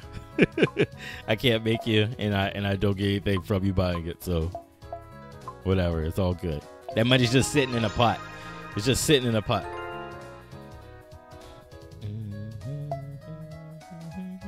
I actually get pictures texted to me often from people who have bought the shirts, and most of the time it's people that I would not have expected to buy the shirts. I'm like, yo, that's cool. That's really cool. Like a lot of times it really makes my day. It really excites me to see, yo, they bought this shirt. They bought the shirt. I didn't even think they knew the shirt existed. They bought the shirt. That's really cool. A lot of times, like, it makes me, like, people actually, yo, you seem like really happy today. Why is that? It's because people buying my shirts. That's why. No, it's because people surprise me. Like, they really support the channel, and they support Charisma Gear and all of that. And I'm like, that's cool. That's super cool. That's super cool. All right, this will probably be the last one, the last puzzle that I do, and then we'll call it. We'll call it. I'll see you guys later over on twitch.tv/InstaReplayLive. 5. Not that one.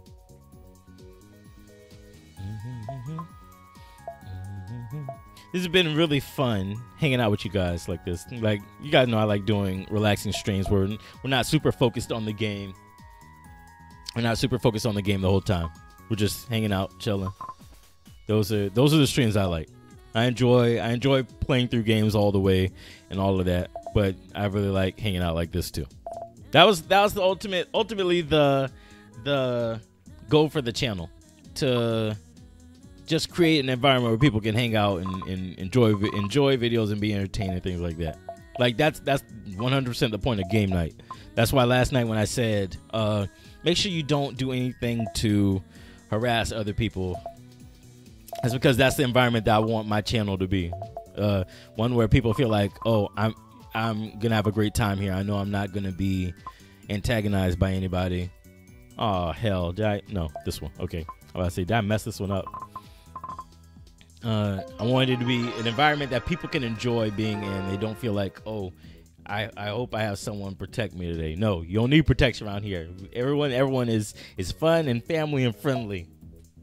Okay, so like I said, that's gonna be the last one. I'm gonna go ahead and wrap up the stream. This is all that we've done today so far. We can have another stream where I finish up more of this. This is called The Apprentice. This is interesting. This is shaping up to be interesting so far. All right.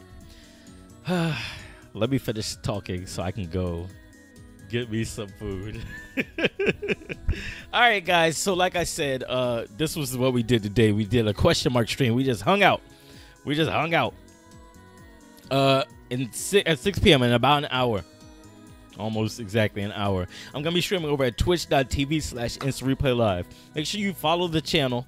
Follow twitch.tv/InstaReplayLive. That way you get notified whenever I or someone else goes live with the stream. In the event that I don't get back in time to upload that video saying, hey, I'm live, it's not going to go up. So make sure you follow. That way you get notified whenever I go live. And then the next game night, I want to do it in January. Like I said last night, I want them to be at least two a month. So we're going to get to work on planning the next January game night. If you're in Discord, you actually can play a part in figuring out when people are available to come to game night. That plays a huge part. I don't want to have a game night with just two people. I want people to come out. So I try to keep in mind that you guys need to be available so you can actually have an influence on when game night will be, as well as what games we could play. Typically, I'll put up a list of games. It'll be a small list, so it's not too many different options. And we can figure out what game to play. I'll describe it if you're not familiar with it. So make sure you join the All Play Discord. That link's in the description below, so you can go ahead and join and hang out with other adventurers, okay? Thank you guys for checking out the stream, and I'll catch you guys later with more here on Alt Play. I'm going to buy a little bit of time because I noticed that if I don't, then the stream cuts out what I'm saying. So I will catch you guys later with more here on Alt Play. I'm going to go get some food. Bye.